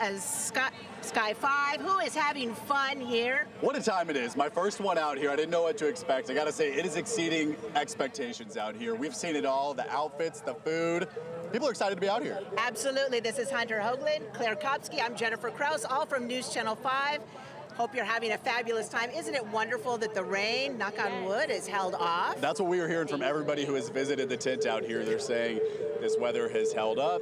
It's a little bit hot, but we're making it. Absolutely. You know, so many people, you brought rain boots, I brought rain boots. Jen, you had to. You had to just ditch the cute shoes and embrace the day. Right? Absolutely. There's steam coming up from the ground at this point, so we all know what you're feeling out there, but it's a good day to be out here and to enjoy the beauty of the horses, and there's a lot of other things to enjoy, right? Absolutely. I see you found a fan. Yes, you could probably hear it buzzing. There's a little mister on this. I would say if you are needing a fan, there's lots of things that you can turn into a fan. I know we're getting creative here with the folded Preds Jen and I fans. have these homemade Preds fans. They're over here next to our 5 tent, but it feels pretty good out here with these fans. Yeah, no, we don't have any fans that we're giving away, but we are giving away News Channel 5 swag bags. We're on the back side of the infield. If you look for our tent and Storm 5 Titan, inside these bags, we've got these really cool rain ponchos. We've got... And there's Sky 5 right there. And there is Sky 5 taking off. Everybody turn around, wave to Lance. Oh, you should see the hat that he made. He has got a fabulous hat that he made himself with tulle and a big 5 balloon on it. He should win a prize for that. Lots of great hats. This is your first time. You've got a great hat, too. Thank you much. No, we've talked to a lot of women out here who have some pretty great hats. We met one earlier. She has 130 hats in her closet. She wore her favorite one, but pretty impressive. Rebecca, yeah, she has always wanted to come here, and her family brought her here for Mother's Day. We've talked to a couple people here who are celebrating Mother's Day out here a day early, but happy Mother's Day to all the moms out there. Absolutely. Yes. So you were walking around, Claire, and saw a lot of things that are going on. Of course, great tailgating. Yes. You know, I was seeing that everybody is representing their colleges today, and I know it's not football season yet, but people are embracing the tailgating scene. We saw Alabama signs. We saw, of course, Tennessee's. Penn State was represented, as well as Clemson. I mean, you kind of have the whole SEC being represented out there. So we see you out there celebrating your schools today, and we hope that you are enjoying that aspect as well. Absolutely. And Hunter, you're going to need to walk around and look at the tailgating, because the folks at Steeplechase take this to a whole new level. I mean, you should see the setups. We've got patio furniture here. People have whole spreads. Yeah, look at this crew over here. They got all the drinks they can want. Yeah, you can see they've got a bar, a food table set out. And last year, I know, there was a whole group of women who had set up a Bridgerton table with chandeliers. They had real glassware. I mean, I'm really impressed every time I see the full setup and the dedication. I can appreciate the packing all of it and, and bringing it all out here. Absolutely. It's looking like we have a cornhole tournament over here as well. Oh, wow. Cornhole or bago? What do we call it down here in the South? Cornhole. Cornhole. It's got to be cornhole. What did you call it? I call it cornhole. Some people say bago. Bago. Yeah, okay. I don't know. Hey, and we do want to, because we've been talking about the rain, we do want to show you the radar because we've been out here. We've got radar pulled up with Storm 5 Titan, and we've been watching it. And you know what's incredible is we've been watching this giant storm that looked like it had rain, looked like it had lightning, approaching this from the west. And it's like, I think Bree called it and Leland called it, bless you, like this force field that's kind of just dissipating it. And as it heads this way, there's not much of it left, as you can probably see from our radar. How lucky we are for that, right? And it feels like there's a little bit of a breeze starting to pick up, so a really good day to spend steeplechase out here. Absolutely. And of course, this is all benefiting just an incredible cause. You know, year after year, this is a fundraiser for the Monroe Carell Children's Hospital at Vanderbilt, which helps thousands of children from not only Nashville, but the whole surrounding Middle Tennessee area. Countless people have been saved and served by this hospital, and by coming out here, you're helping the hospital. Absolutely. It's an incredible hospital that, people come from all over the South to this hospital, and we get to go in there as journalists and see the amazing work, meet incredible doctors who are doing just truly innovative surgeries. So it's certainly a wonderful cause today. Absolutely. We got to talk about the style too. You ladies look great. Claire, we've got horses all down here. Yes. Yeah, that's the Where best did we get our dress. inspiration from? You know what? I used to live in Kentucky, and so this horse dress has been in the closet for quite some time. So I was glad to pull it out. There's only one time a year here in Tennessee, and today is the day. Absolutely. I love your hat, too. Thank you. We're lucky. Christine Moore made us hats. She does incredible milliner work she's the official milliner of the Derby, of Keeneland, of the Belmont. I mean, she's the lady to go to if you're looking for a hat, and maybe we should go into business with her, Jen. Absolutely. She is so fun. She's got a tent here, too, if you want to look at her hats and meet her, because she creates incredible hats. I stopped by Gus Meyer a couple weeks ago to try on some hats, and she said, all right, let's see which one looks best. And then she came up with this hat when she saw the dress I was wearing. She's just true. This one was made by her as well. So. All right, we hear the bell. Then you know what that means. Next race is coming up.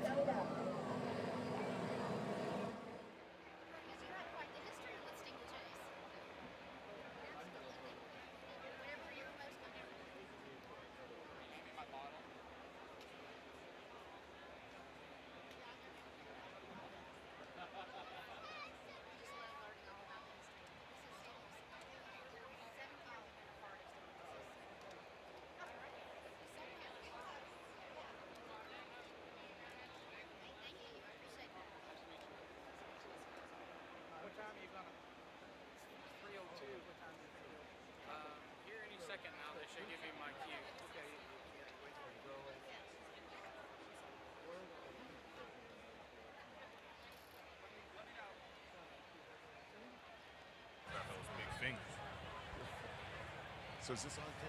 This is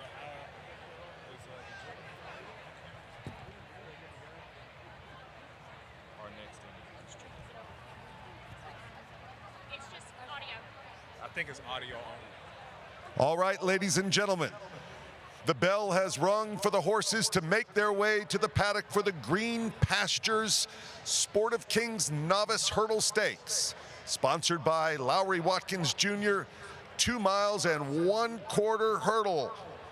Race number 4, the Green Pastures, will begin in just a few moments.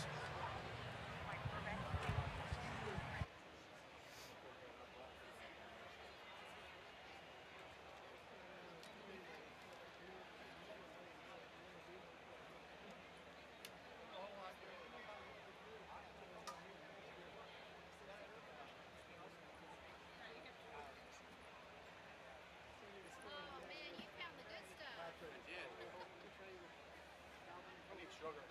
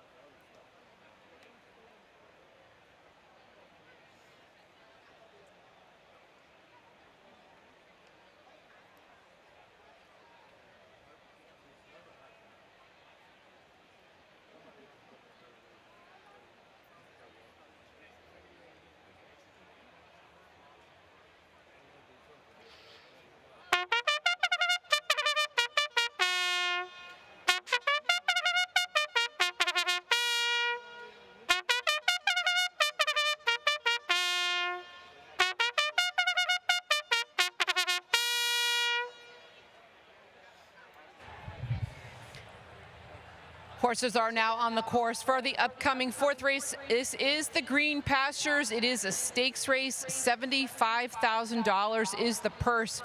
4-year-olds and up which have not won over hurdles prior to March 1st of 2022 or which have never won 3 races other than their 3-year-old year. We've got a rider change on the number 1. Cool Jet will now be ridden by Tom Garner in this 4th race. The Green Pastures is a novice hurdle stake, and it's got a really great field loaded with quality. Only one of these has won at the distance of 2 1/4 and here at Percy Warner as well, and that is the number 4 Proven Innocent, racing without Lasix, which has been proven to be beneficial for some runners. His 2023 debut was inspiring, but last year he won 3 of 6 starts and a 2nd and 3rd. He can also handle the turf that is not considered firm, which we've heard from some of the jockeys now. The course is good, maybe too soft in some places. And sorry, that last race was not quite as inspiring as they probably wanted, but he is coming in with good form. The number 5, the Hero Next Door, trained by Leslie Young, our current leading trainer, last year's champion trainer for the NSA, owned by Mike Smith, ridden by David England, who's been on board his only 2 races, where he has won by many in his maiden race and then came back in his last race on the lead and won by a length and a half going away at Middleburg a couple of weeks ago. He's definitely a hot horse, and he's running through his conditions pretty quickly, and they obviously think a lot of him to take this much stiffer test here today in his first stakes race. The number 1, Cool Jet, has been no worse than 2nd in 3 American races since October of 2022 and is proven on soft and yielding turf, his 2nd last time out in the Queen's Cup, to the number 2, Freddie Flintshire, who romped by 14 that day for Upland Flats and Kerry Brine. Danny Mullen gets the rides. He's the 6-5 morning line favorite, and a lot of people think he is the horse to beat here. The number 3, Going Country, is still a novice and steps back to this level from graded stakes races. He was 3rd in this race back in 2022. That is the Green Pastures. Horses are on the course right now.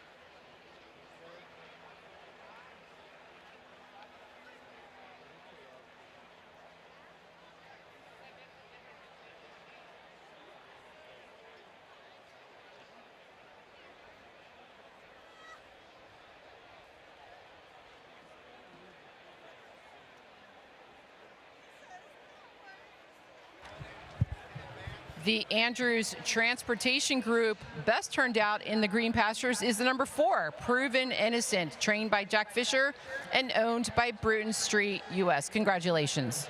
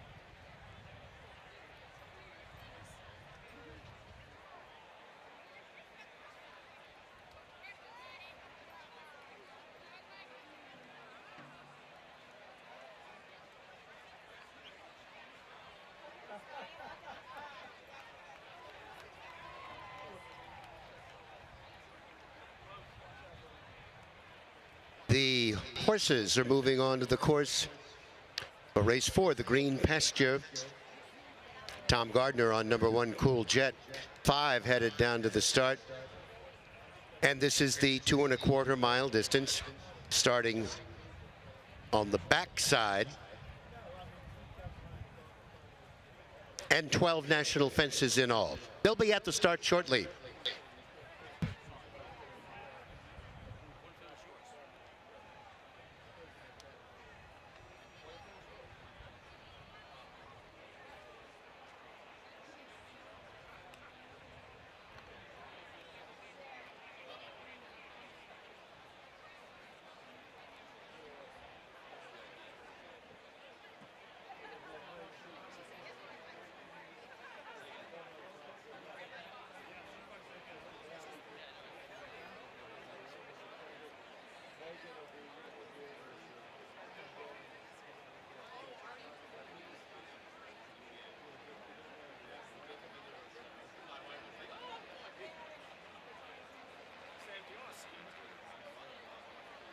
If I need to, I can walk back down there.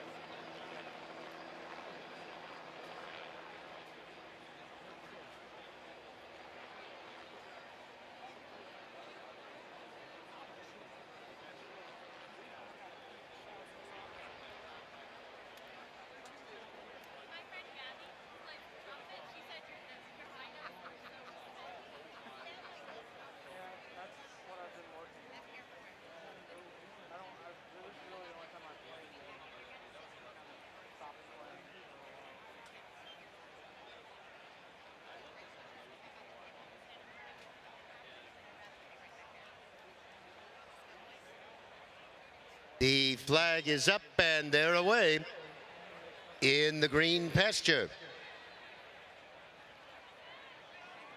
The Hero Next Door, right to the lead, 2 1/2. Cool Jet is next as they jump the first 3 more. Back to Proven Innocent. Next in third, Freddie Flintshire next, and the back marker currently Going Country as they jump the second of 12. Cool Jet, on the inside, on the outside. The Hero Next Door is next. 5 back to Proven Innocent. Freddie Flintshire, maybe 7 off the lead in the 4th spot. And the back marker Going Country as they have a look at fence 3. The leaders over that one together. On the near side, Cool Jet. The Hero Next Door on the near side. 3 back to Proven Innocent, then Freddie Flintshire. Back marker, Going Country, maybe 6 off the lead as they jump the 4th and come under the wire for the first time.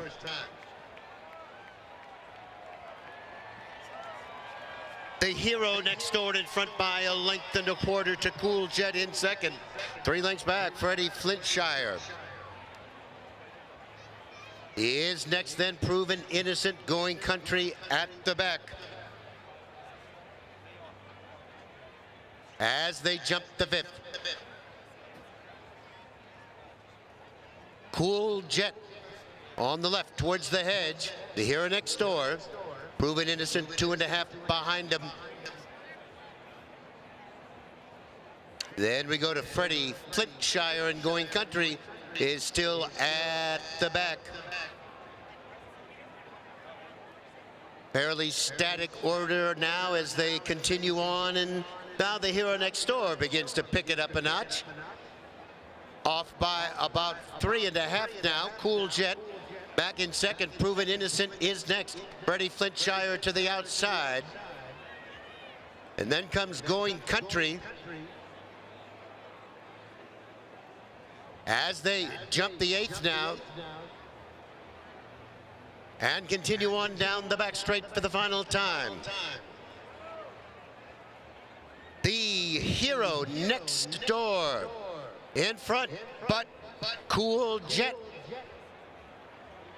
alongside to challenge again. It's 5 to Proven Innocent, Freddie Flintshire. And then comes Going Country at the back. Down the back straight, these two are racing as one. Cool Jet on the inside, the Hero Next Door. They go over it together. Now the Hero Next Door maybe a half length in front, but Cool Jet doggedly right there. 6 lengths back, Freddie Flintshire trying to get something going. Proven Innocent is next, and Going Country at the back. It's all happening on the front end now.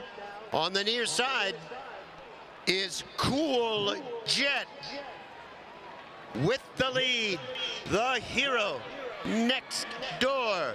Right there as these two battle it out.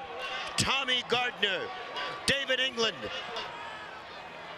The riders as they come down the straight now. On the near side, the Hero Next Door gets clear. Cool Jet next. 5 to Freddie Flintshire. 12th and final. The Hero Next Door, oh, was a faller at the final. Cool Jet inherits the lead and the win. Freddie Flintshire on for second.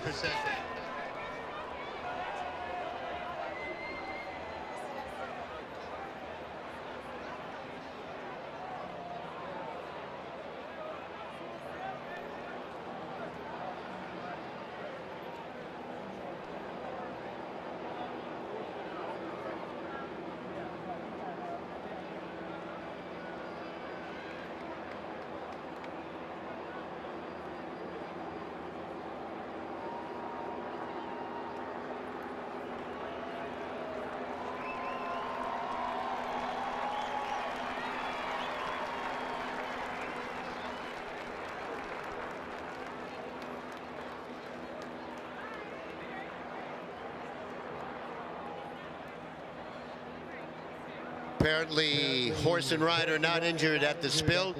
Horse walking back to the stable area.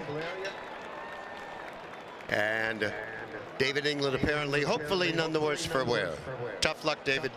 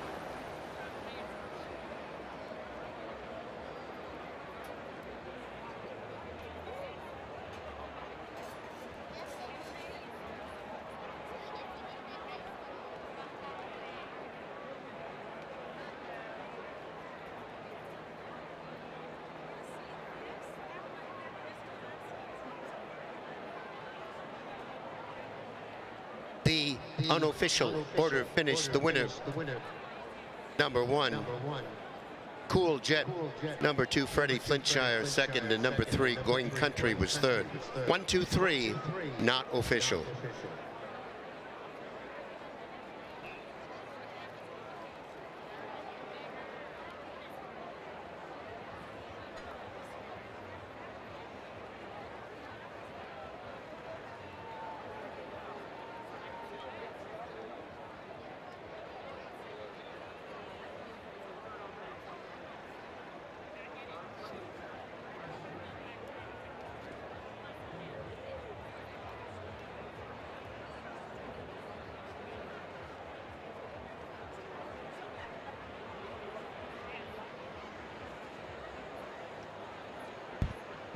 Race 4, now official.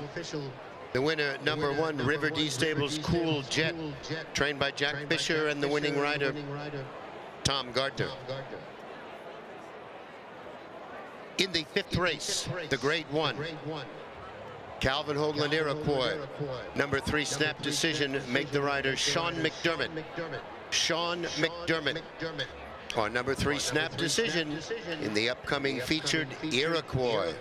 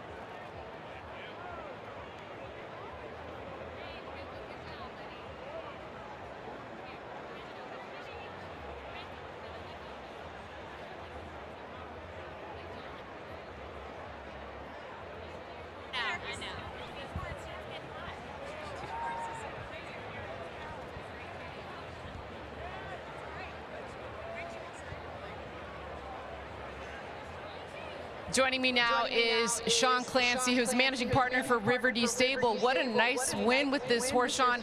He's had 4 races here in the States. He's either had soft or yielding turf today. Seemed to suit him well. What were your thoughts? Yeah, I mean, he handles soft ground. I think he'll handle firm ground, too. Big, lovely horse.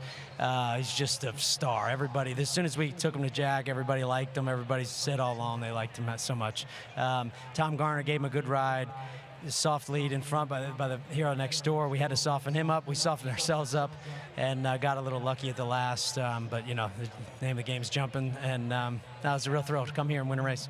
What were your thoughts as they were coming into the last before the hero next door fell there?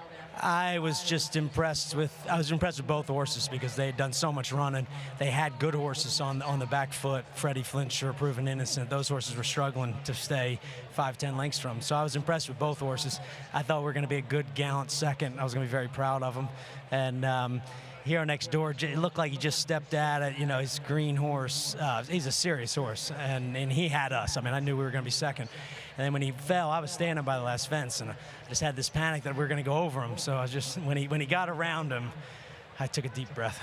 Where do you think we might see Cool Jet next? We'll put him away for the summer. It's not a racetrack horse. Probably go to Far Hills. I mean, that would be the logical one.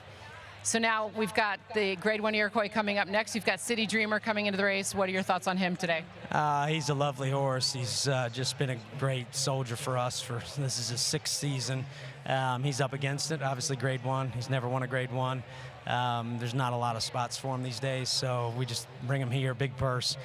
You try to pick up some pieces and hope he gets around safe and sound. And, it's the Iroquois, so take a shot.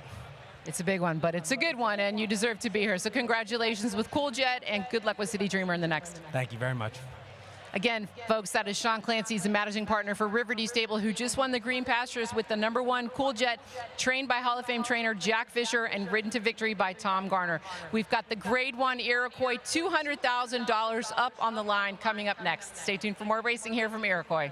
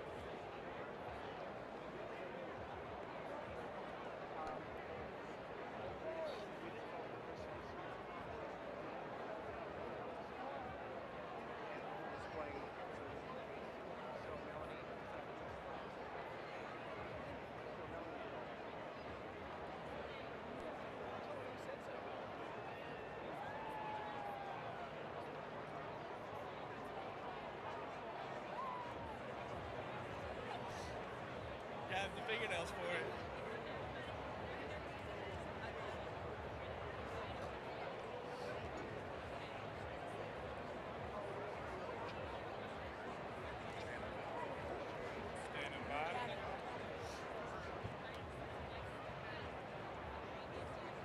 Ready? All right, good afternoon, everyone. Rory Johnston from News Channel 5 here in the winner's circle, talking with Christine Moore, who is the official Milner of the Iroquois Steeplechase. How many years? About 10 years? I think it's about 10 years. It's such an honor. You do beautiful work.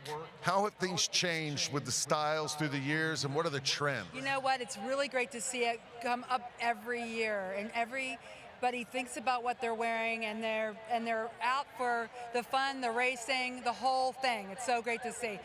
I'd say the trend is bright colors. That's it. And yours is lovely.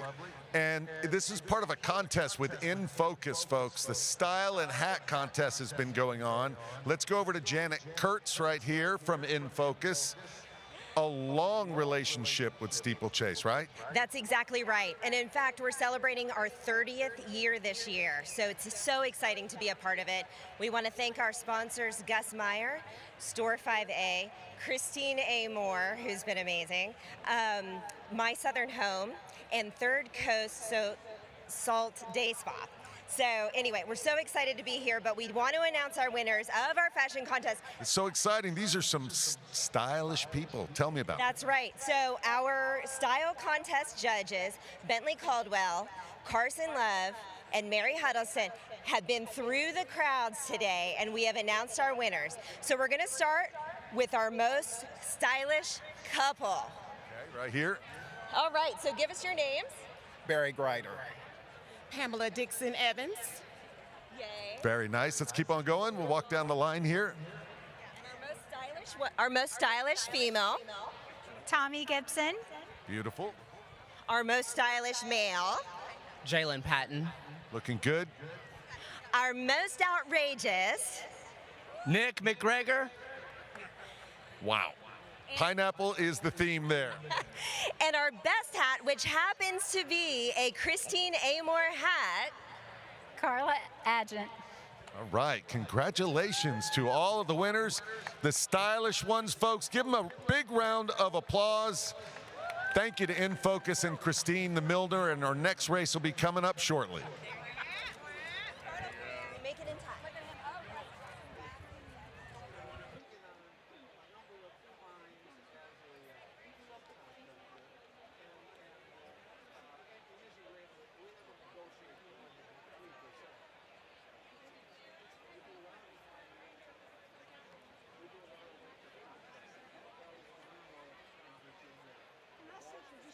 We couldn't do what we do at the Iroquois Steeplechase without hundreds of volunteers, especially the many Bank of America employees who volunteered their time the evening before the race, as well as on race day today. Thank you, Bank of America. Please drive responsibly, have a designated driver, or use rideshare. Remember, you can leave your car on the grounds until noon on Sunday, and rideshare options are available at the main entrance and Lot S. Enter your Williamson's 6th Annual Iroquois Steeplechase Tailgate Contest. Post your 2023 Race Day Tailgate photos and make sure you include the tag @YourWilliamson and hashtag Tailgate Contest for a chance to win a topside tailgate spot for next year's Iroquois Steeplechase. Amazon would like to thank the Volunteer State Horsemen's Foundation and the Iroquois Steeplechase for providing an impact to our community. If you want to learn more about Amazon working hand-in-hand with local partners to build strength in our community, just visit aboutamazon.com.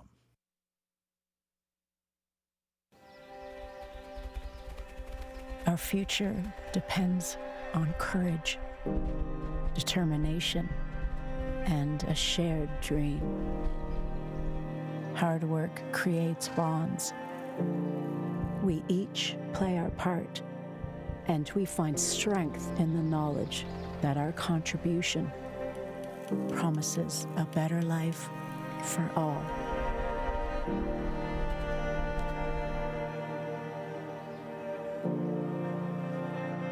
Grounded in principle, driven by passion, and dedicated to our proposition, we invest in the present to raise the future.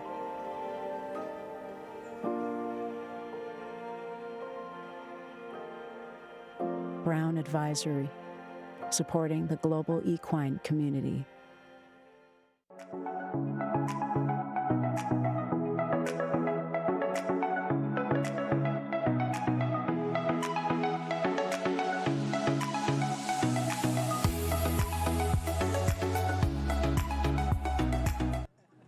Hey everybody, I'm Hunter Hoagland here with Bree Smith, Claire Kopsky. I gotta say, we're a little hurt. We thought we were gonna win that style contest. Obviously, we didn't. You ladies look beautiful. Bree, this purple monochromatic. Say, I thought I had that in the bag. Next year, there's always next year. We know what they're looking for now. And Hunter, he played on words a little bit. He's got his Hunter green pants on, matching the Hunter green stripe on the hat. We're really doing the thing, and they still didn't choose me, so that's where we're at. That's where we're at. Are you all feeling some sprinkles out here a little bit? No, it's my mister. Oh, it's the mister. One more time. Yeah. Whatever that is, we want more of it. There we go. Bree, that's the way to go. You have found the right fan. This is the holy grail. This is the News Channel 5 fan / mister. And we've been working really hard to keep the rain away. We kind of put a dome up. Leland had it established earlier. It's been very effective this afternoon. All the rain that's tried to come in has been evaporating. So we just get clouds. And if anybody needs a little squirt, come on by. I brought sunscreen. I've got my mom arsenal, my tools with me. We'll get you what you need. And so we have a little hack down here in our Channel 5 tent. We want you to come by because look at this thing. It might look like an ornament. If it starts to rain, we'll crack it down against the ground. Well, if we can get it open. Anyway. We need 2 hands. We need 2 hands? 2 hands. There we go. Okay, it's going to turn into a poncho. We got hundreds of these left. Hundreds. Also, flashlights. Flashlights, if you're towels. going to be out here nice and late, you can be covered in your poncho, and you can see where you're going. Or if you're sweating to death, I'll get you with your mister and your fan, right? It's about fashion, it's about fun, it's about functionality. People were coming for your sunscreen earlier, Bree. That was a hit out here. I was going to say, once you've got the mom zone down, I mean, it's Mother's Day weekend, I brought sunscreen, I brought a change of clothes, I brought 3 pairs of shoes. We've got whatever you need. Well, is anybody here with their moms? I think Let's so. hear We've it. had Is a lot of people out here for Mother's Day. Everyone's out here enjoying this tradition. We also had someone say this has been in their family for 23 years. It's just an annual tradition. A happy mom enjoying it out here. We gotta love that. Claire, I think you were trying to get a shout out for all the moms. So anybody here celebrating their moms or grateful for their moms, let's hear some noise for the mamas. Say Happy Mother's Day. But we can hear them out there. Right. Say I met Rebecca earlier. She's 85 years old, and she said she owned 125 hats. This was her first steeplechase ever. The steeplechase tickets were a gift for her for Mother's Day, and she was so excited to be able to come out. She normally wears her hats to church, to other brunch functions, but she was dressed to the nines, also in purple. Wow. So I'm channeling my inner Rebecca. Yes, my inner Rebecca. Shout out to Rebecca. Come race 5, she's probably going to pull out some special one just ready to go. Exactly. Maybe she does have a special hat for the big race that's coming up. So hopefully you have placed your bets or chosen the horse that you're going to be cheering for. And I was going to say, it being Mother's Day weekend, I hope that you've planned something fun for your mom and you've taken into consideration what she wants to do tomorrow. Say it's not too late. They had the family horse race earlier where the kiddos had the little stick horses. Super cute. We're here in the food zone, so also if you need some snacks, you can come by and get some snacks. Again, rain continues to hold out. We've been keeping a real close eye on it this afternoon. I'm going to call today a win. It is a win, and also we've seen a lot of people come from this barbecue truck over here. There's mac and cheese. It's smelling smoky. It seems like that is a big hit here in the infield. And at the Predators tent over here, they do have fans, so we're getting the secret out over here. We have been telling people if you're hot, that's the place to be. For now, enjoy the race.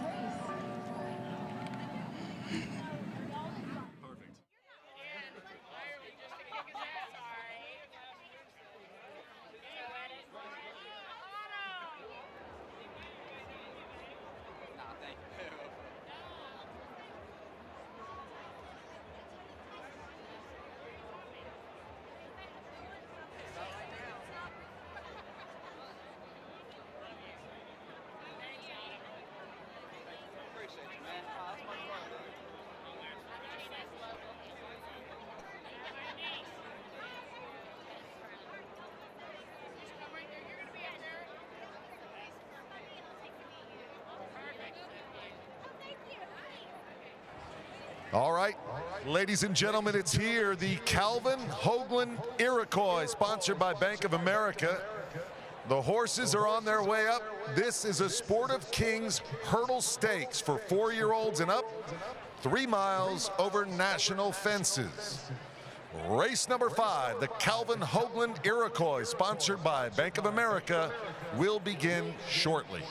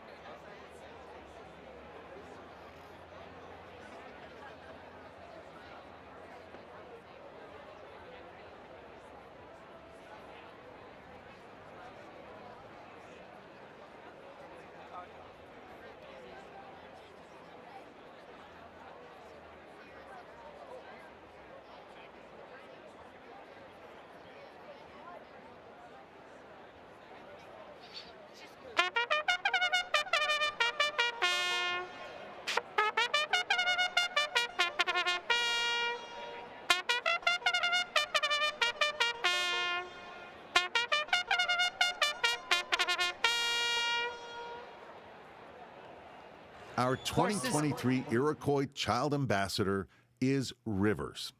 He was born with a rare heart condition that includes a combination of 4 congenital heart defects.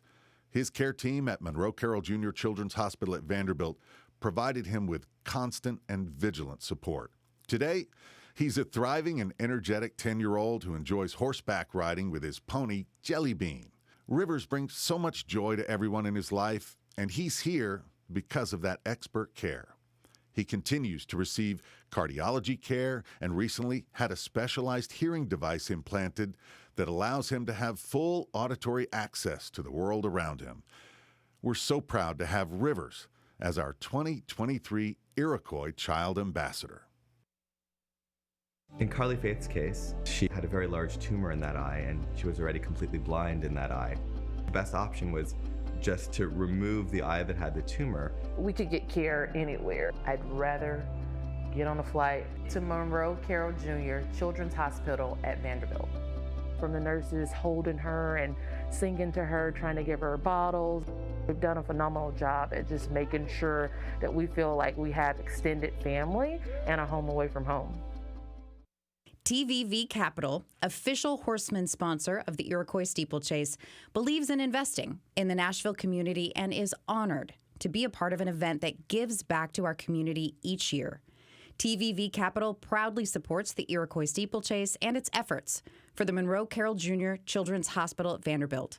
On behalf of TVV Capital and Iroquois Steeplechase, thank you for supporting Nashville's Rite of Spring. Why do luxury buyers prefer the Andrews Transportation Group? 3 reasons: the way you're treated, the way you're treated, and the way you're treated. Choose your favorite ride from 3 luxury brands at 4 stores, including our newest location in Mount Juliet.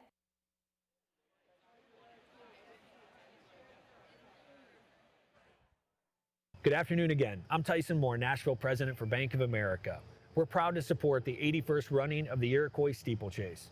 Before I introduce the Grade 1 hurdle and today's featured race, the Calvin Hoagland Iroquois, I want to thank you again for being part of another landmark year here at Percy Warner Park, benefiting the Monroe Carell Jr. Children's Hospital at Vanderbilt. We're lucky to have such a pioneer in pediatric medicine and healthcare in our own backyard. You being here today is integral to the amazing growth of the Children's Hospital, as well as the future of the institution. Thank you for your support. And now to introduce today's featured race, the Calvin Hoagland Iroquois. All right, ladies and gentlemen, horses are in the walking ring now for this upcoming Grade 1 $200,000 contest going 3 miles. This is the first Grade 1 stake on the NSA spring calendar, and boy, is it a doozy.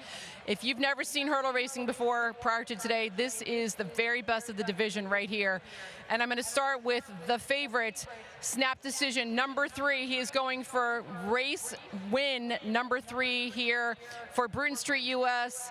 Hall of Fame trainer Jack Fisher send this horse out. It would make history if he wins this year. He would be the only horse to ever win it 3 times in a row. And he comes in with an incredible record. He is almost a $1 million earner. If he wins this race today, he will surpass that amount of money in earnings. He's also a two-time Eclipse Award finalist, and he will be on fire this afternoon. Sean McDermott has won on Snap in the past, and he has won the Iroquois on Scorpiancer twice, so he definitely knows how to ride the 3-mile test. And 2022 leading owner Bruton Street is here, and we wish them the best of luck with Snap. They've had many incredible horses in their colors, and he is certainly one of those to stand out. Number 7, Noah and the Ark. Very well managed, lightly raced, but a winner of 6 races from 16 starts, including the Grade 1 Lonesome Glory last September. Trainer Todd McKenna named leading jockey Harrison Beswick for the assignment, as they've had great success together with Noah, and they too are looking for a big score here, and it is possible. So there is some high expectation with the number 7, Noah and the Ark. Number 2, Scorpion's Revenge adds cheek pieces to his equipment for what would be his biggest career win to date. He won the novice stake here last year under a patient ride by Barry John Foley, who's back up again. A recent 2nd place finish sets him up well for this race for current leading owner Irv Naylor. The number 5, Radici goes to post for Sharon Shepard. Trainer Leslie Young, this 9-year-old always shows up and likes soft going, so the course will definitely be to his liking, and we wish them well. Also, the number 1, Mortlock, gets Lasix for his U.S. debut. His 2022 record cannot be ignored. He had 14 races last year, 6 wins, 4 seconds, 3 thirds, 13 times in the money from 14 races. Jill Johnson, Willie Dowlin, and Tom Garner have their hopes set on this horse. And then a horse that shipped over from Ireland for none other than champion trainer Willie Mullins.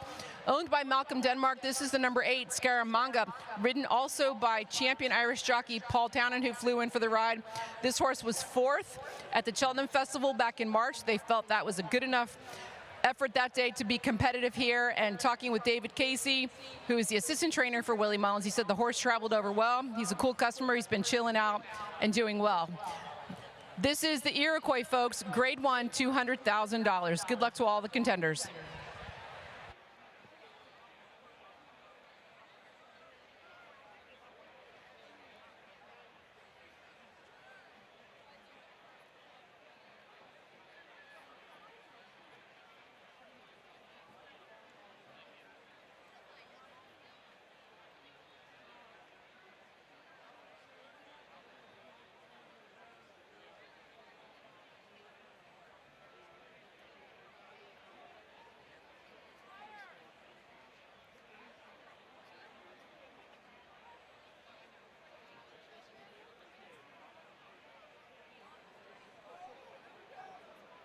Let's go, Secretariat! The Andrews Transportation Group best turned out horse in the Iroquois is the number 3, Snap Decision. Congratulations, Jack Fisher, Bruin Street, US, as they go to post.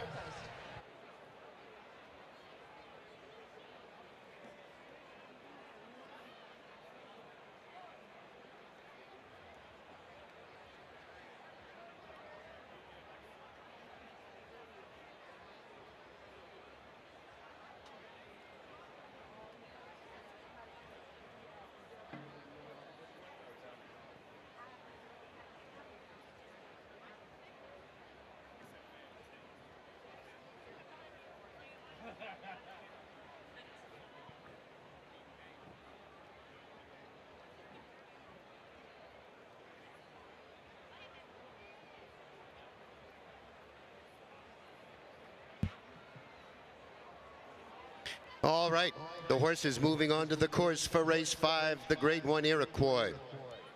Megan did a great job of running down the field. Will the English or Irish invader win? Can Snap do it for the 3rd time? Can Noah in the Ark be the giant killer? We'll all know soon enough. The Iroquois is 3 miles. It starts to the left of us up here in the tower. Those of you in the terrace boxes will start to the left. Total of 16 fences and 3 times under the wire. A true test, 3 miles. Coming up, the Iroquois.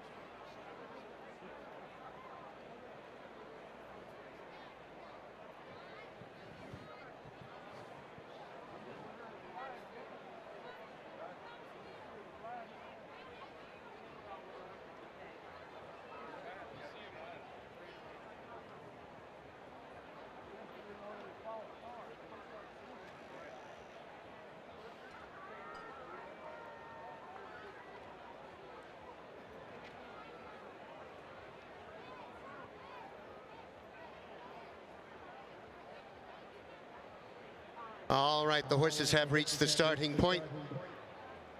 And now under the orders of the starter, Sterling Young will soon dispatch the Iroquois field.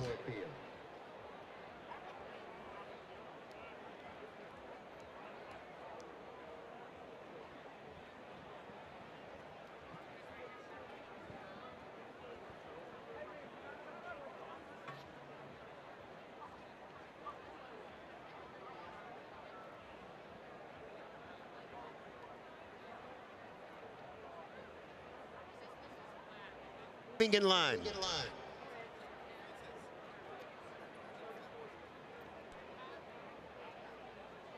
Flag is up. And they're away in the Iroquois 82. Morlock at the front. Scaramanga next. Snap Decision. Right there in the second spot, up close as he likes to be. Scaramanga is next, then Radician, followed by Ask Paddington. City Dreamer next, Noah in the Ark. And Scorpion's Revenge is 8th. As I have a look at the first of 16.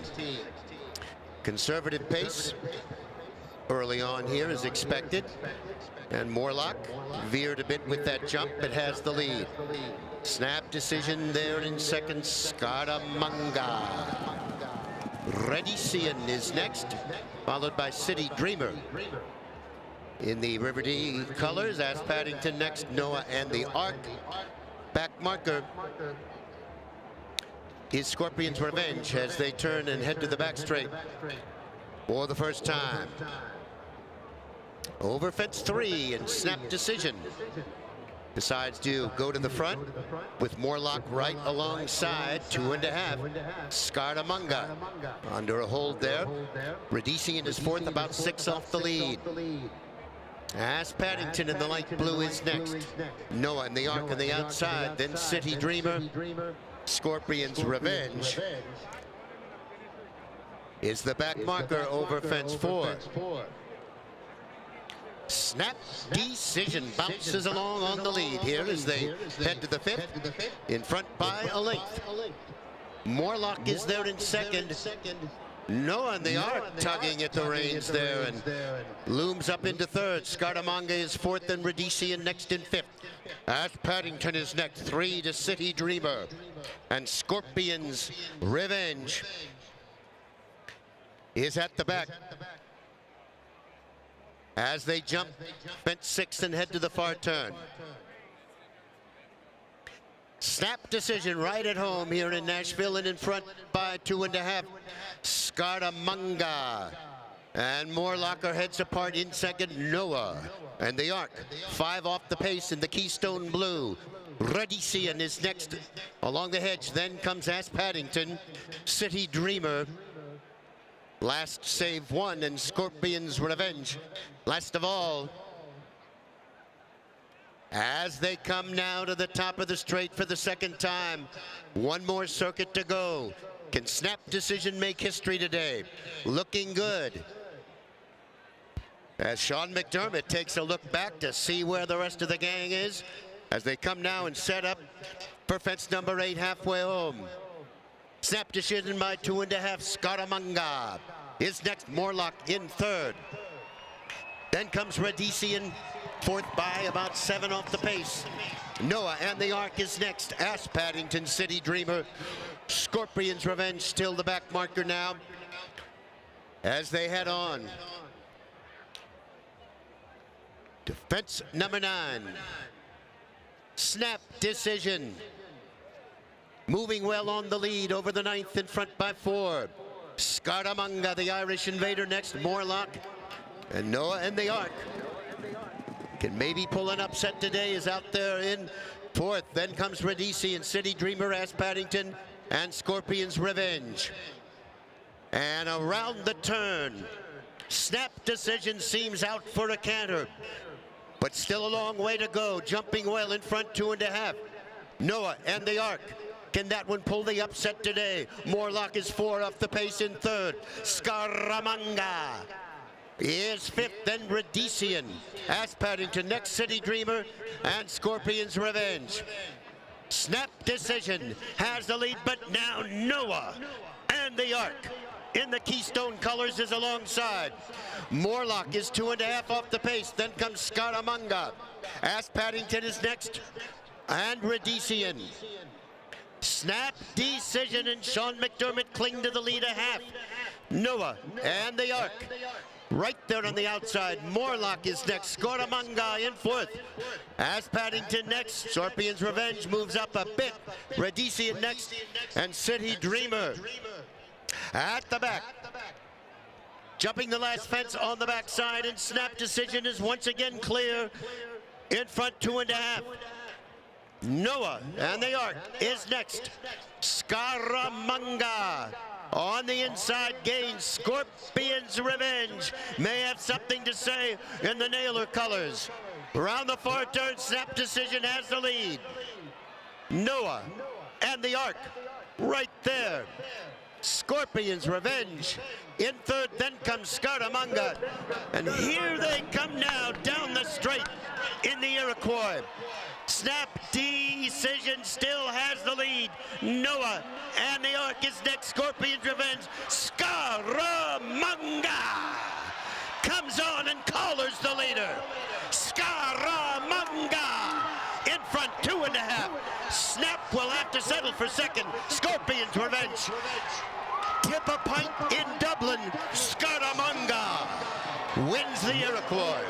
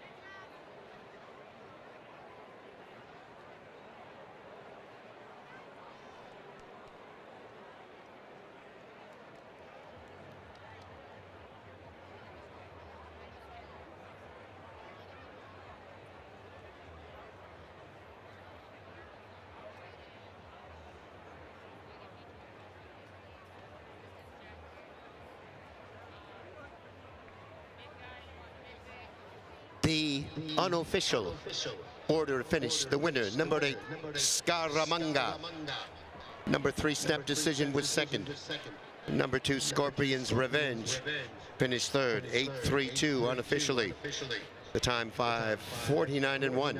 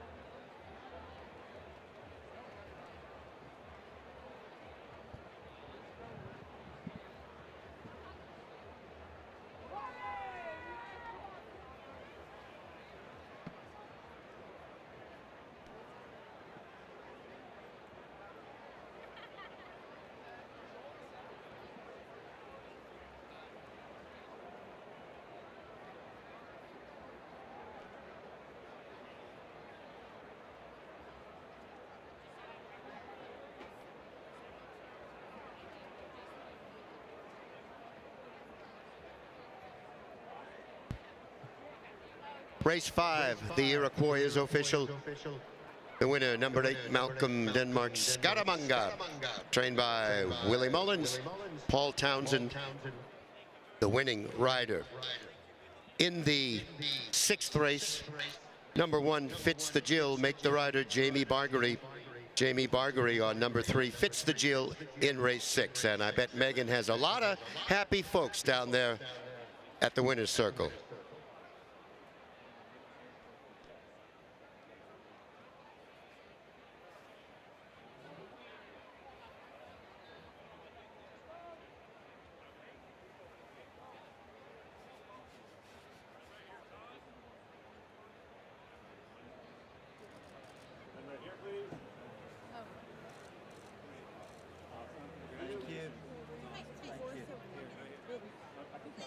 Lindsay, look, Lindsay, over here. One more right here. Thank you, guys. Right here. Thank you. Congratulations. Congratulations. Way to go. Thank you. Second. I think so. Yeah. Pretty amazing, man. I love it. Snap decision was second. Yes, he was. Yes. Correct. Yeah. Good job. Yep. Thank you. Fabulous job. He should be back in a second. He's probably having some water. The gentleman jet. That's my son. Yes, oh, it's the best. Please enjoy it. Going to find a way through that.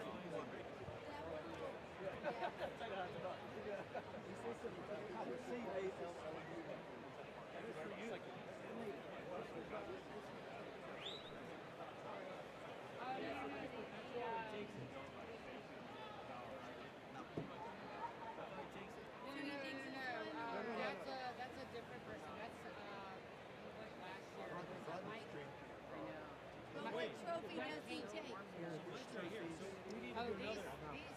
The owner has to win this race 3 times ever, and one big. And there's not one for the year. To take. No, but for the owner of the horse. Yay! Oh, thank you. Yeah. And this is the bourbon. This is what's in. Thank you. This bourbon, your play. Lovely. That's good. That goes with your jack.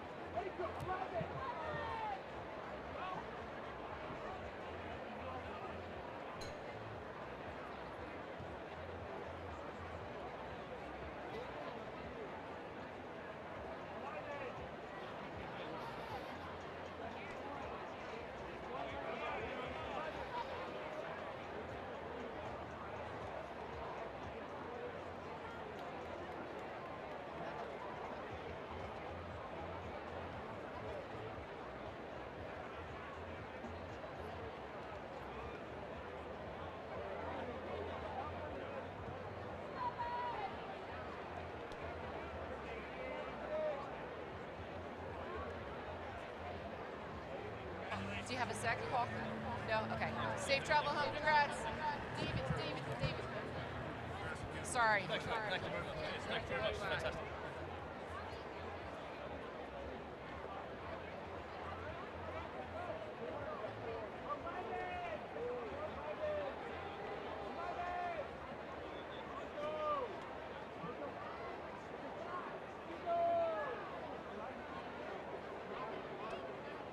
All right, folks, we are standing here in the winner's enclosure with the winning connections of the Grade 1 Iroquois. $200,000 was just taken down by the Irish, the number 8 Scaramanga, who flew in just for this race for Willie Mullins.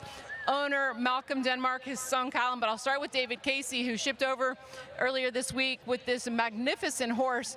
You guys were second and third here a few years ago. What does it feel like to finally win the Iroquois, David? No, it's very special. It's obviously a race with a lot of history, and to beat a horse like Snap Decision, who's a top horse. So we're really thrilled. Well, you said that he was nice and calm and cool today. Was there ever any point when you think Paul was worried about what was happening in front of him? Not a lot. He made one mistake, I think, about the fourth last or something like that, but a slight bit of worry then. But other than that, we had a lot of confidence in Paul.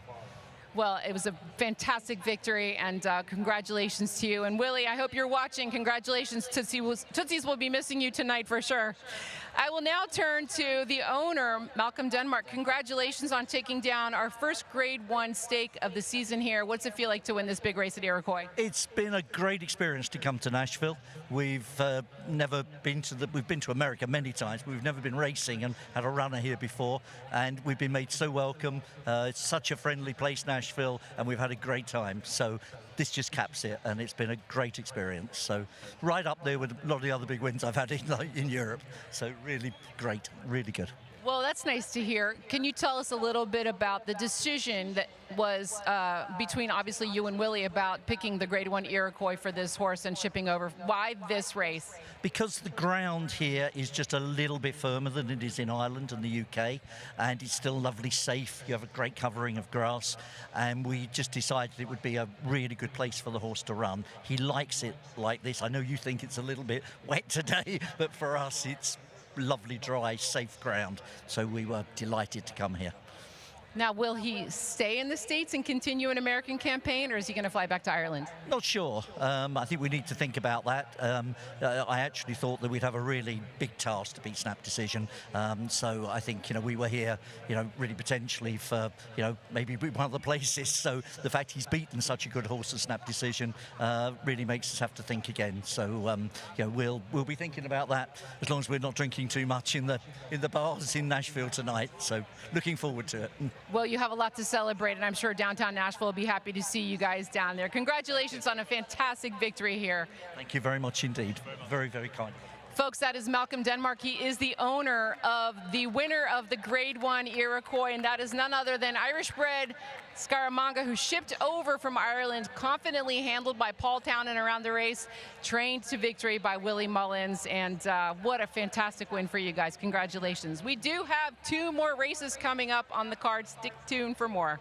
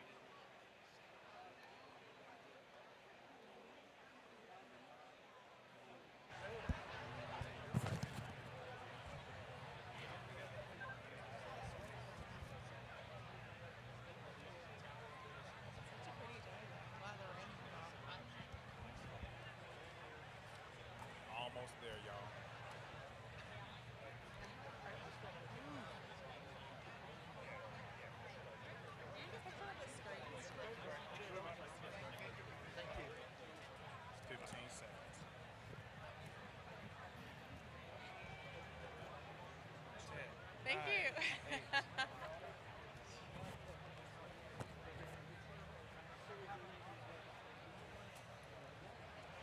All right, welcome back to the winner's circle, everyone. Rory Johnston with you. A couple of questions with our guest right now, Dr. LaDonna Boyd, the president and CEO of the R.H. Boyd Publishing Company. It's been around a few years, right? Yes, absolutely, since 1896. And we're so honored and happy to be here and be a sponsor for this year. What a great family legacy and so many contributions to the community. Tell us a little bit about R.H. Boyd and also your endowment. Absolutely. So I am the 5th generation CEO of R.H. Boyd. So we're the oldest Black publishing company in the country, and we're a nonprofit organization. So we do lots of organizational events throughout the community. We have our endowment program, which provides scholarships and grants to community organizations and to HBCU students.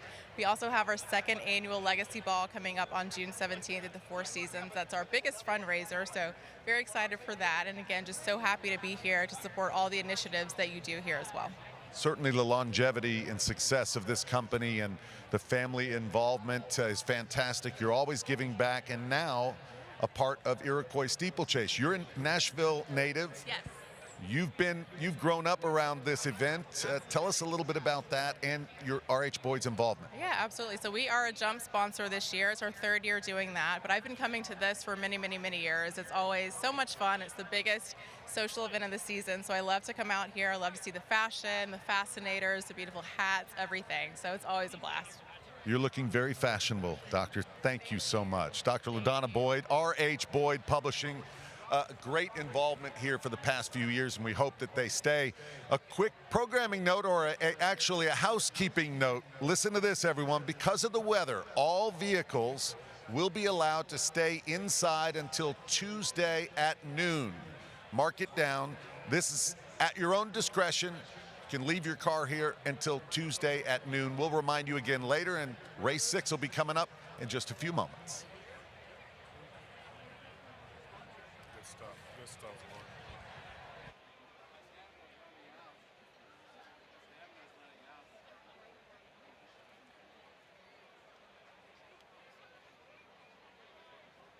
Enter your Williamson's 6th annual Iroquois Steeplechase Tailgate Contest. Post your 2023 race day tailgate photos and make sure you include the tag @YourWilliamson and hashtag tailgate contest for a chance to win a topside tailgate spot for next year's Iroquois Steeplechase. The Iroquois Steeplechase 2023 official artist is Michael McBride, a native Tennessean whose current body of work, Too Black, Too Fast, is a traveling exhibit about the African-American jockeys and trainers. This year's artwork is titled Steeplechase Ghost Rider. Read more about Michael McBride and your Iroquois Steeplechase program. Please drive responsibly, have a designated driver, or use rideshare. Remember, you can leave your car on the grounds until noon on Sunday, and rideshare options are available at the main entrance and Lot S. In honor of our former race committee member whose life was dedicated to issues of safety and accessibility, the Volunteer State Horsemen's Foundation will present the B. Dale Wiley Award to the jockey who has accumulated the most points during today's races. The top jockey will be presented 200,000 Sky Miles at the conclusion of the day. We'd like to thank our partners and vendors who help with the success of 2023 Iroquois Steeplechase. Agile Ticketing Solution, Andrews Agency, EES, Brantley Sound Associates, White Door Events, Metro Parks, Mr. Jack Caldwell, SLM Landscapes, Sure Shot Productions, and Wallace Trailer Sales. Thank you for your time and commitment with today's Iroquois Steeplechase. We'd like to take a moment and thank our public safety professionals, Davidson County Rescue Squad, Vanderbilt Life Flight, Metro Nashville Park Police, Metro Nashville Police Department, and the Davidson County Sheriff's Department. Thank you for your dedication and service. We couldn't do what we do at the Iroquois Steeplechase without hundreds of volunteers, especially the many Bank of America employees who volunteered their time the evening before the race, as well as on race day today. Thank you, Bank of America.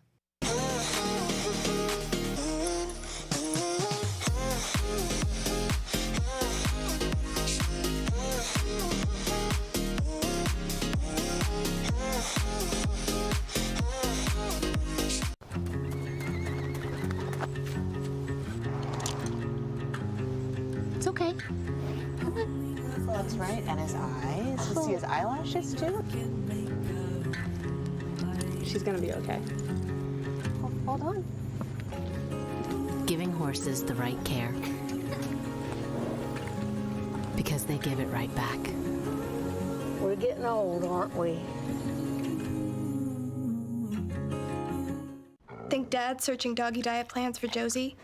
No, he's switching his choice cashback category to home improvement, so he earns more on a new doggy door, extra large. With the Bank of America customized cash rewards card, you just can't stop getting rewarded.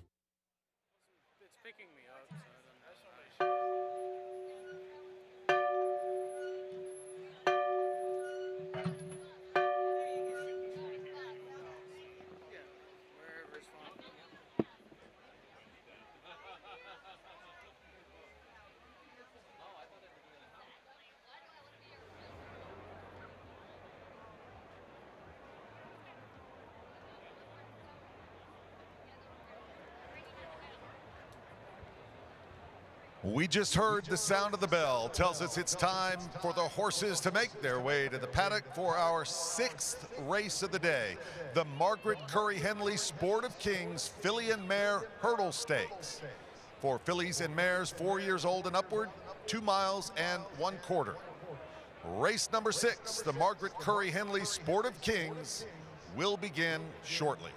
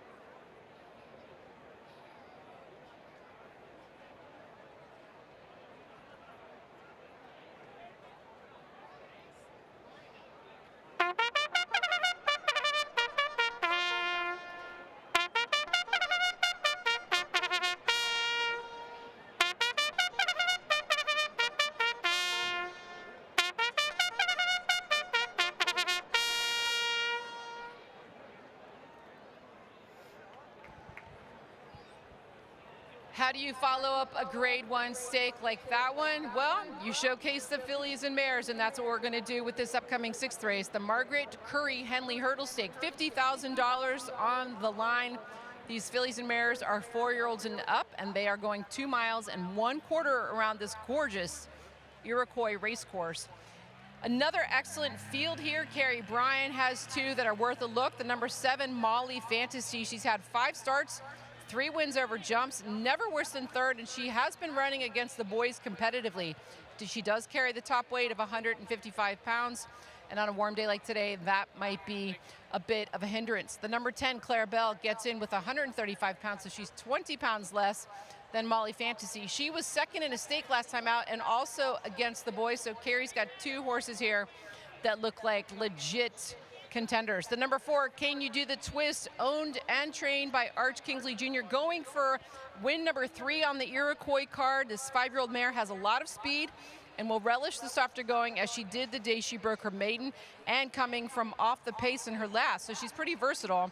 She was finishing 2nd to Ziggle Pops, and she should be also very much a contender in this race. A couple in here just broke their maidens and connections, are confident in their ability to run here. The number 1, Fits the Jill for River D Stable. Jack Fisher, already winners this afternoon. The number 6, Met in Miami, and the number 8, Right Tempo. This is the field for the upcoming Margaret Curry Henley Hurdle Stakes from Iroquois.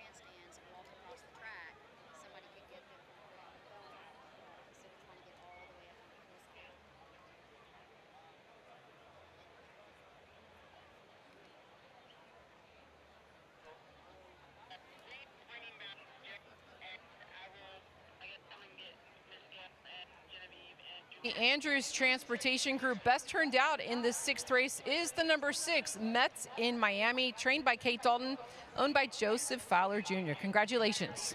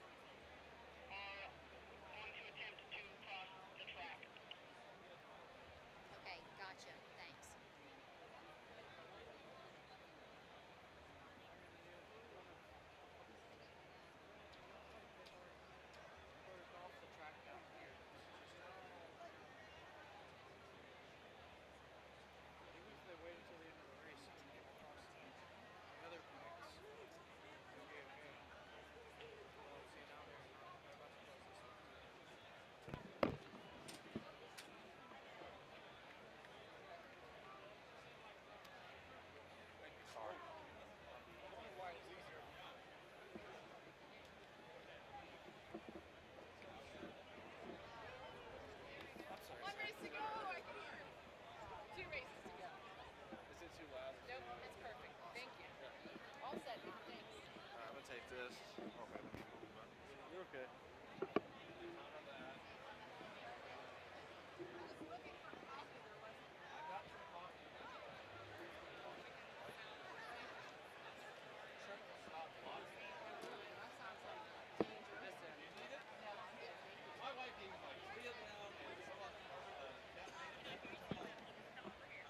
All right, Fancy. You got a concert? Talk.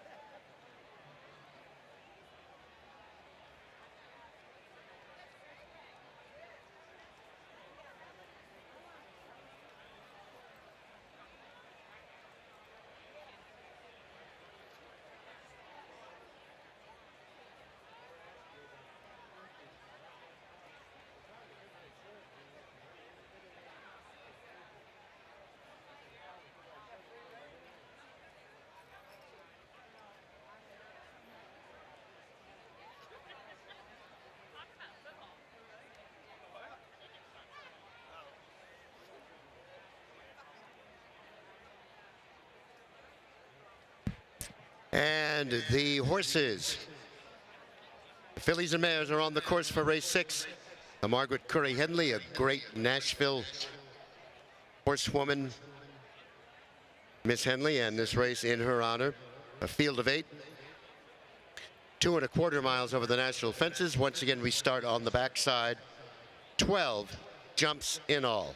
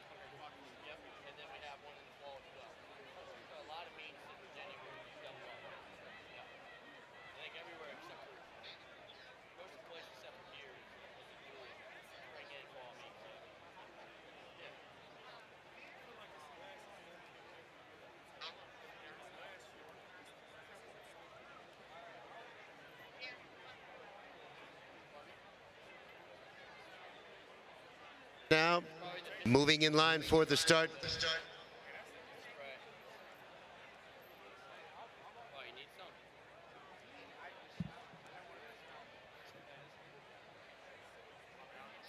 Flag is up.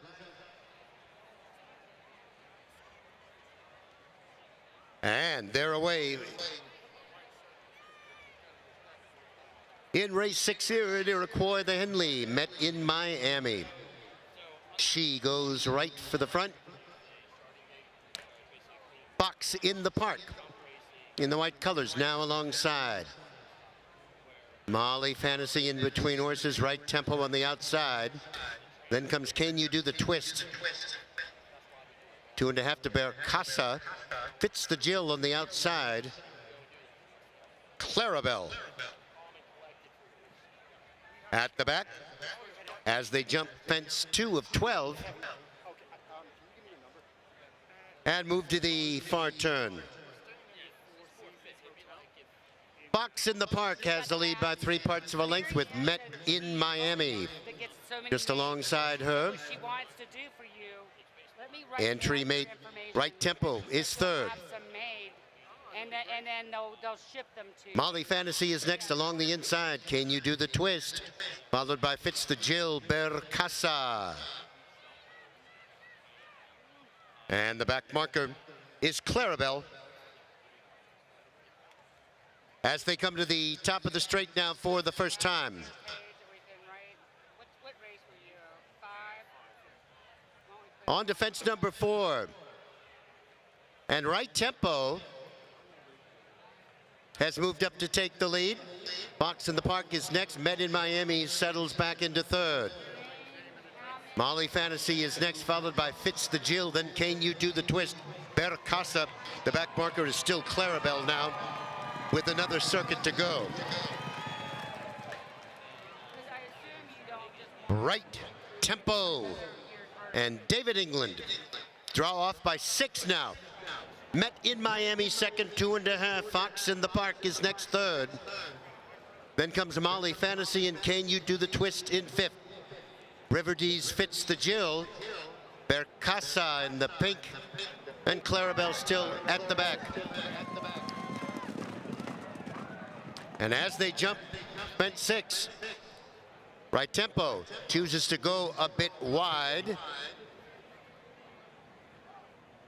but on the lead by 6 now. Met in Miami, second, 2.5. Fox in the Park is next, and then comes Molly Fantasy with that pink cap, maybe 9 off the lead. Fitz the Jill. Can You Do the Twist is next. Bercasa. Clarabelle still has the field in view as they turn and head down the back straight for the last time. And the leader is Right Tempo, now by about 9. Met in Miami maintaining the second spot, 5 lengths back. Fox in the Park. On the outside in the pink cap is Molly Fantasy. Fitz the Jill is next. Then Can You Do the Twist? Bercasa and Clarabelle still at the back. Now, 3 from home. And the leader is Right Tempo. By about 7 here. Men in Miami is next, a gap of 6. Fox in the Park in third. Molly Fantasy next. Clarabelle's begun to gain ground on the outside. Bercasa next. Then Fitz the Jill. And Can You Do the Twist is now the back marker. The slight uphill now. On to the second to last. And Right Tempo flies over that one. Met in Miami tightens it up now. Bercasa is next, and Fox in the Park on the outside. Here they come now to the 12th and final. Right Tempo has the lead. Met in Miami. On the inside is next. Bercasa trying to get through. Final jump now. Look out for Bercasa in the pink. On the outside, Met in Miami is next. It's Bercasa. The Kildare Kid, Gerard Galligan in front.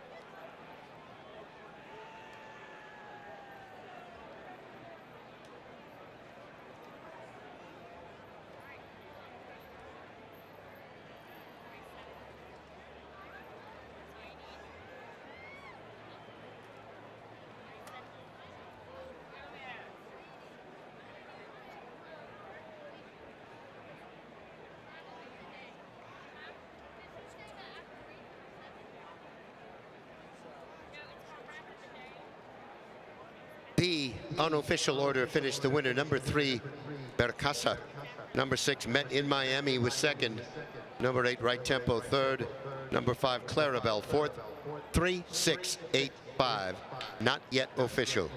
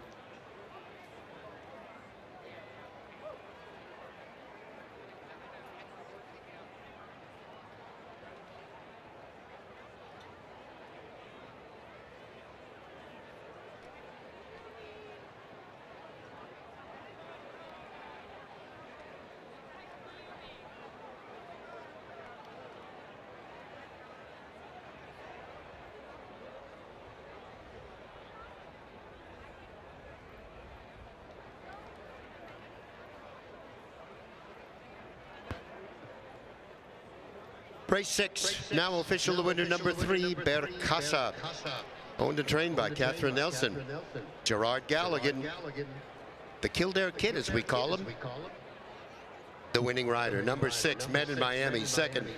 Number 8, Right Tempo was third. 7th and final race, the Mason Hoagland. Number 1, Queen's Empire, make the rider Jamie Bargery. Jamie Bargery on number 1, Queen's Empire, in race 7.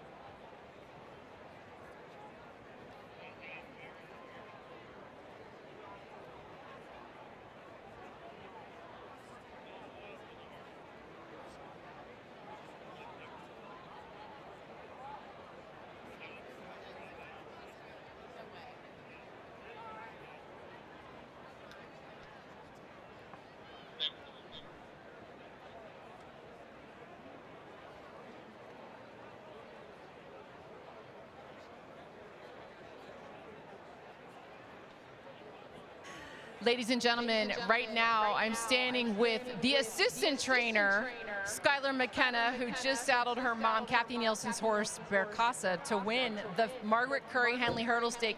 Berkasa has not seen the race course since 2021. In fact, you were the last jockey to ride her, Skylar. What an amazing training job by your mom to have her ready to win today. That was awesome. Yeah, she hasn't run in 2 years. I was the last one on her, yeah, in Iroquois, actually. Quite a training feat. What do you attribute your mom's skills to for the win today? Mom's very good. She obviously trains him well, and she, does well. And you're like the master schooler. Everybody gives you credit for schooling all their horses up on these wins. How many times did you get on Berkasa in advance of today? Prior to the month, I actually hadn't ridden her. I have only schooled her probably 4 times this year, and then obviously she was in foal last year, and she hadn't had tack on.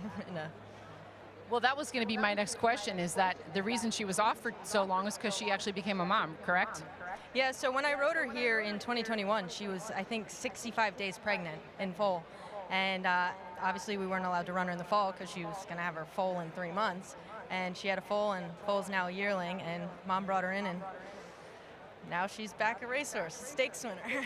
What do you think your mom's thinking when she saw Berkasa cross the wire first? Because I know she was up at Willowdale today. She's probably crying. Yeah, crying. Or has a glass of Cabernet Sauvignon, one or the other. Congratulations, Skylar. Well done, Kathy Nielsen. And again, Berkasa, the winner of the Margaret Curry Henley Stakes. We've got the hounds coming to parade, so keep your eye on the race course, folks.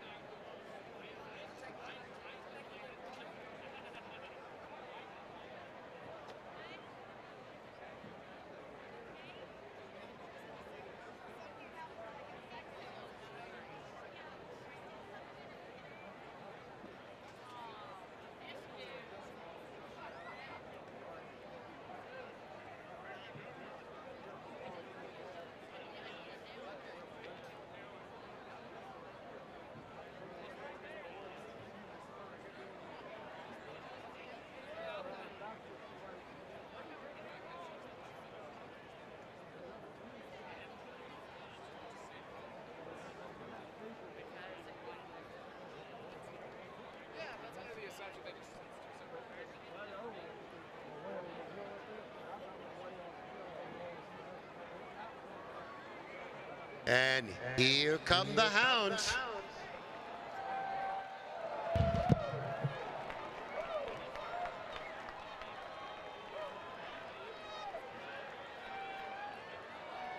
Ladies and gentlemen, before our next event, we're pleased to present a long-standing Iroquois tradition, the Parade of Hounds, presented by Mars Equestrian.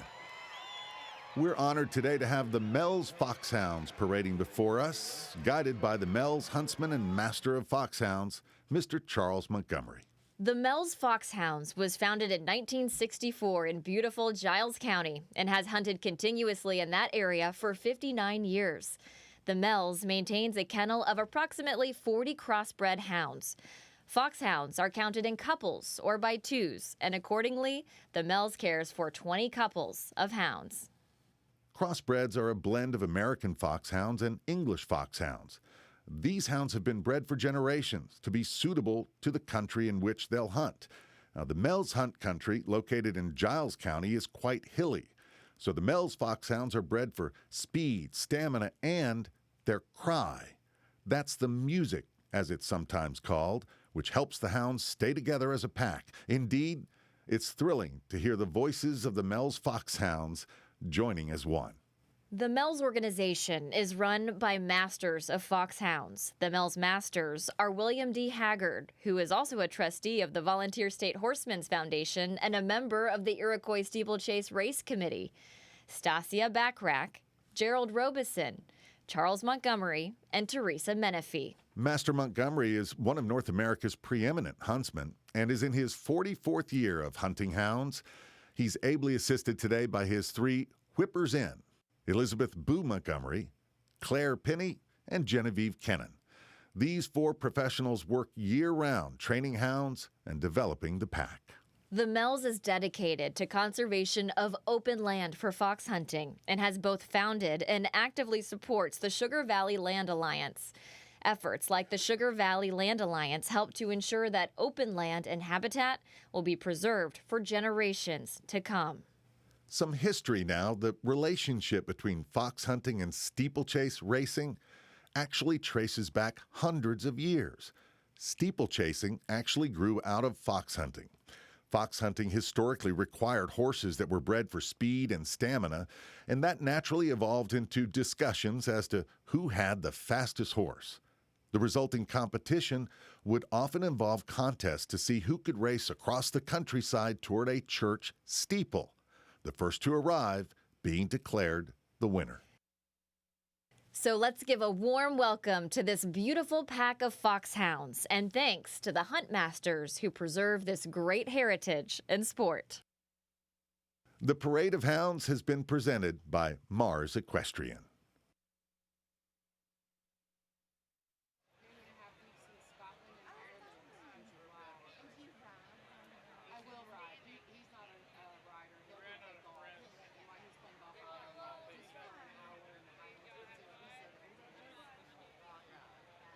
Think Dad's searching doggy diet plans for Josie?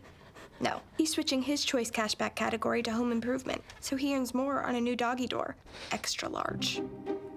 With the Bank of America customized cash rewards card, you just can't stop getting rewarded.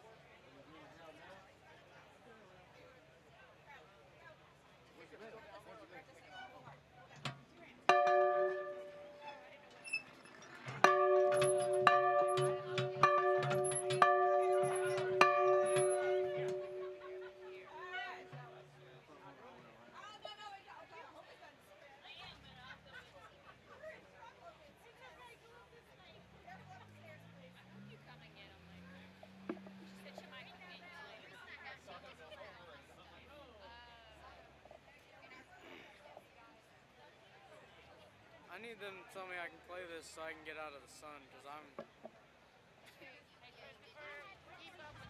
All right, ladies and gentlemen, the horses are on their way for the final race of the day. The Mason Hoagland Memorial Timber Stakes, sponsored by Skyworks Rental. For 5-year-olds and upward, which have never won 3 races over timber, 3 miles.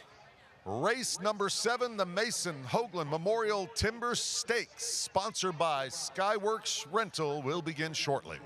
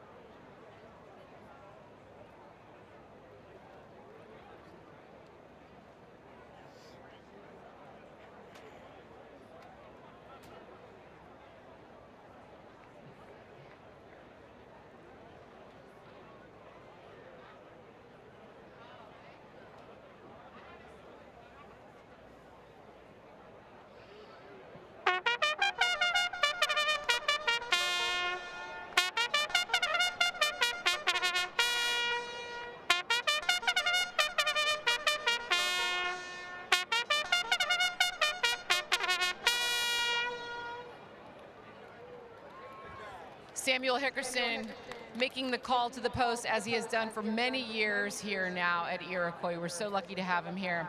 And the finale is in front of us, ladies and gentlemen, as we see the horses coming into the parade area here on the race course. It is the $25,000 Mason Hoagland Memorial Timber Race.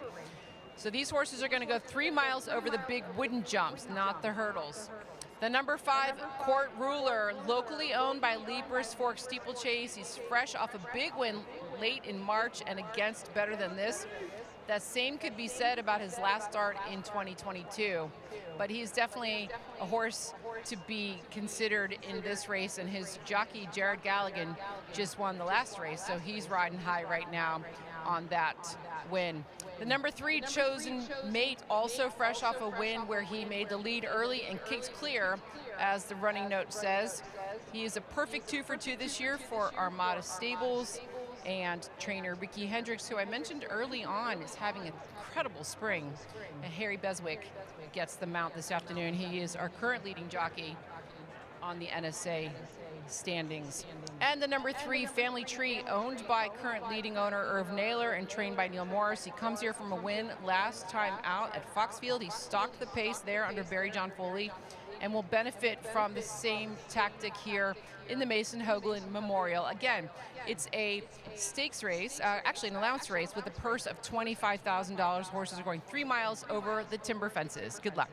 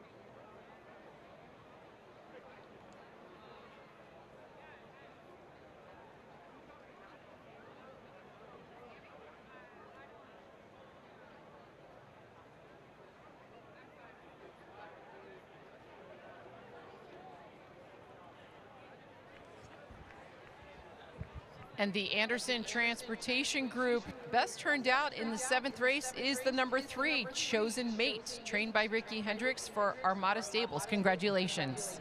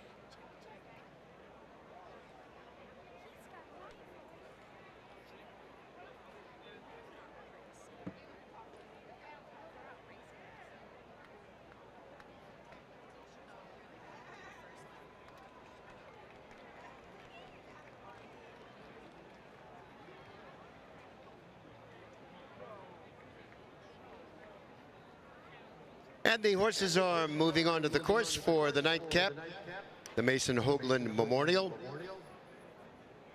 5 heading down to Sterling Young at the start. 3 miles over the higher timber jumps, 18 of them in all. And the course is complete. The 3rd time under the wire.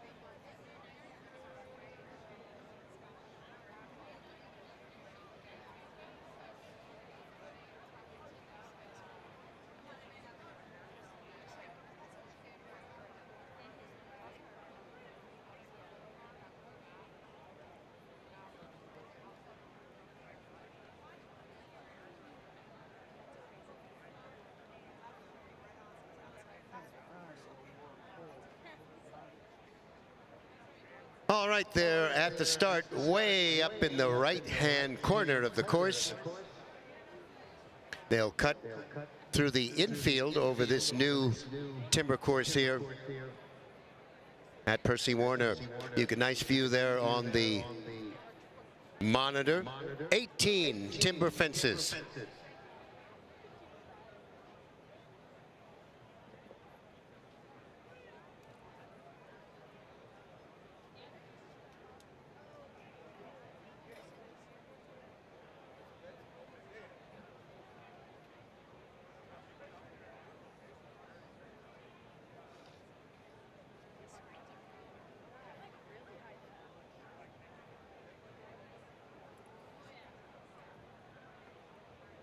Flag is up, and they're away in the nightcap here at Iroquois. Chosen mate for the lead, Rock Ha, is next as they jump the first of 18. 2.5 back to Court Ruler. Then a gap of 4 now. Family Tree is 4th in Queen's Empire, the back marker, as they make their way to the second timber fence.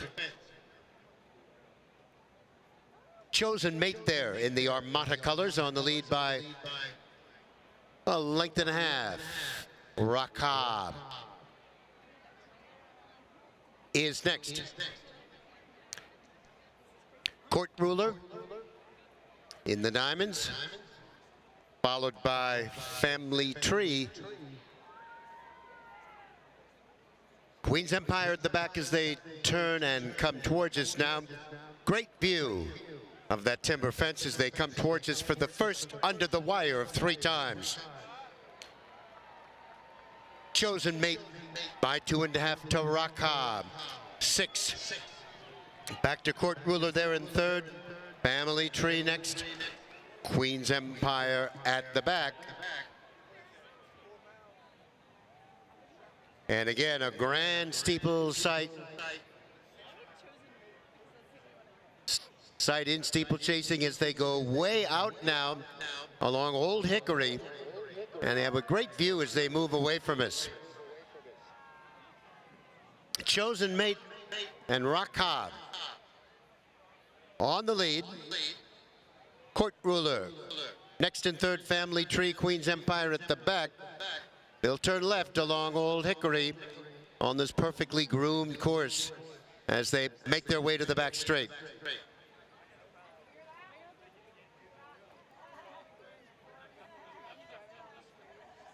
So, Chosen Mate, jumping well over that 7th fence, in front by 2.5 to Rock Ha. Another 4, Court Ruler is next. And then comes Family Tree and Queen's Empire at the back. Have they completed the first circuit and make their way down the back straight again?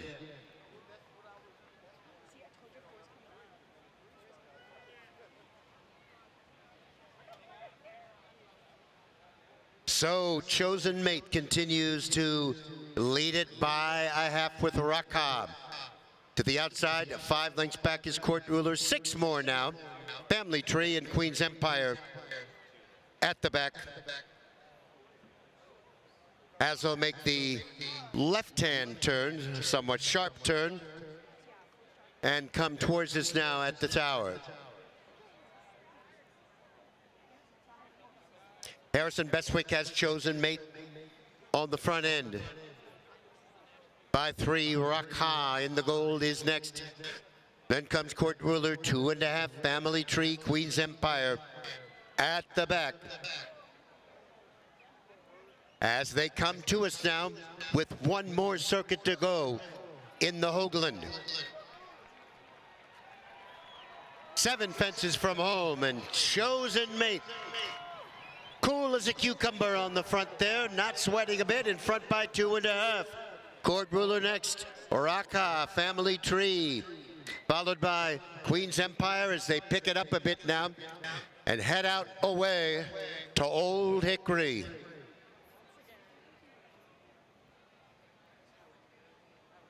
Chosen Mate is first over. Court Ruler next, 2.5, Family Tree, Raka in the golden, Queen's Empire still at the back, but only maybe 8 or so to make up on the leader. Anybody's race here now as they make the left-hand turn along Old Hickory with Chosen Mate in front by 3. Court Ruler next, 2.5, Family Tree, 5 off the pace, then another 4. Back to Queen's Empire. As they make the turn and head down the back straight now, 5 Timber Jumps from home. Chosen Mate and Harrison Bestwick, they'll take some catching here. That one moving still well on the lead. Court Ruler is next. Queen's Empire's moved a closer third. Queen's Empire to the outside, then comes Family Tree. As they head down the back straight for the last time, and after 2.5 miles, 3 of them are heads apart. Court Ruler, Queen's Empire on the outside. Chosen Mate is next, and then comes Family Tree as they make their way now to the top of the straight. Court Ruler on the near side. On the outside, Family Tree. Family Tree gets to the front there. Family Tree has the lead as they come now to the 18th and final. Court Ruler is next. Then comes Queen's Empire. Less than a 16th of a mile to go. Barry Foley on Family Tree. Barry, the pride of County Cork, wins the Hoagland.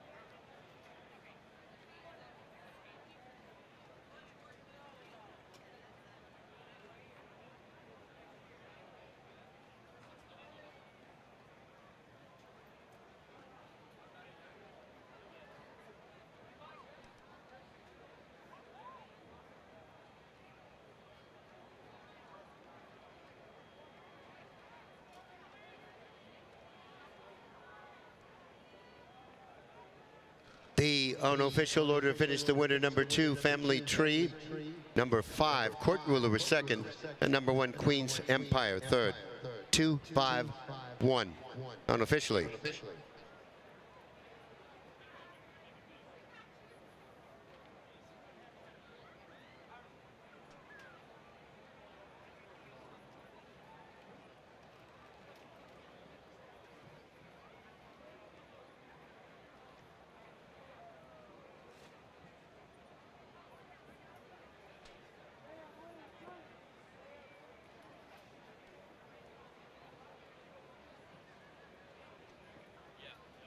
The 7th race now official. The winner, number 2, Irv Naylor's Family Tree, trained by Neil Mornis. Barry Foley, the pride of County Cork, in the irons. Number 5, Court Ruler second, and 1, Queen's Empire third.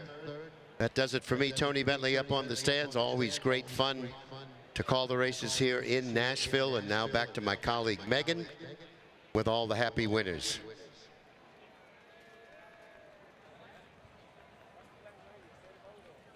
Thanks, Tony. We're just going to let winning jockey Barry John Foley weigh out here and come in for the trophy presentation. We'll get some interviews.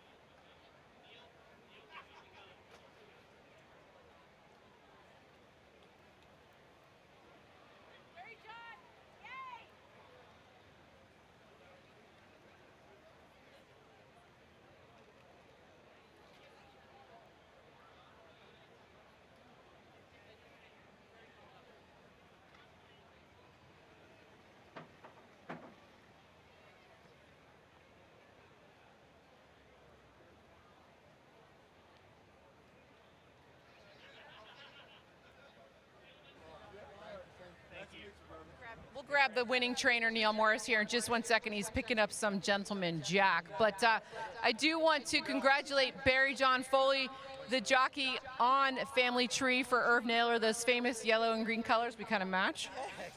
Barry John, what a great ride. This horse had a really nice performance 2 weeks ago down at Foxfield. Tell me about today's pace. It seemed to be pretty hot. Yeah, we went a nice gallop all the way, so I was happy to see where I was. He made my job very easy. He jumped super. As I said 2 weeks ago, I have a soft spot for this fella. He bumped into a few good novices a couple of years ago, and he was unfortunate to pick up a little injury, but maybe it was the crowning of him. I think he's going to be very good over timber. Well, he beat a big bunch of timber horses here this afternoon. Well done to you. Congratulations. Thank you, Megan. All right, I'm going to sneak in between you and trainer Neil Morris now. Neil, we were joking around before he won at Foxfield about his time off, but it seems like he's come back better and stronger than ever. Yeah, and I think the 3 mile suits him. Not so sure about the soft ground today. We were a little concerned about that, but his class prevailed, and Barry gave him a super ride. We're thrilled. Well, he certainly showed well this afternoon for Irv Naylor. I'm sure he and Diane are home watching this right now. Congratulations to you guys, and again to you, Neil Morris, for training a winner here at Iroquois in the Mason Hoagland Memorial Timber Race. Thank you, Megan. All right, folks, that wraps up the day here. Family Tree victorious in the finale. Neil Morris, the trainer, Irv Naylor, the owner, Barry John Foley, the winning jockey here at Iroquois. Congratulations to all the winners, and we look forward to seeing all of you here next year.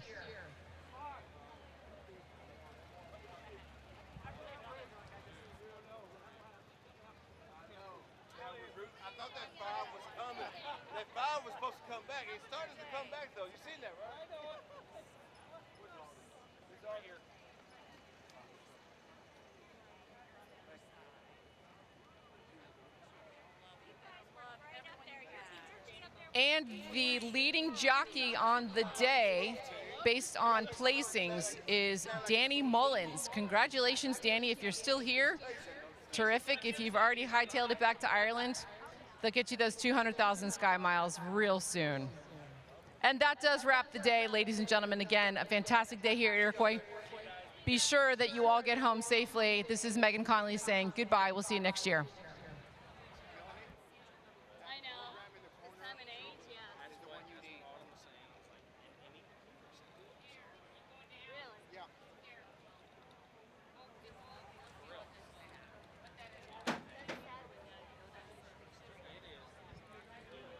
All right, thank you, Megan. Thank you, everyone. That is a wrap for the Iroquois Steeplechase, Nashville's grand tradition. Let me hear it from everybody. Did you have a great day? All right, listen, we want you to get home safely. So please have a designated driver, use a ride share, and a change. Remember, you can leave your car here until now Tuesday at noon if you so prefer. We're going to see you next year for the 83rd Iroquois Steeplechase, presented by Bank of America and, of course, benefiting the Monroe Carell Jr. Children's Hospital at Vanderbilt. Get home safely, and I'll see you on News Channel 5. So long.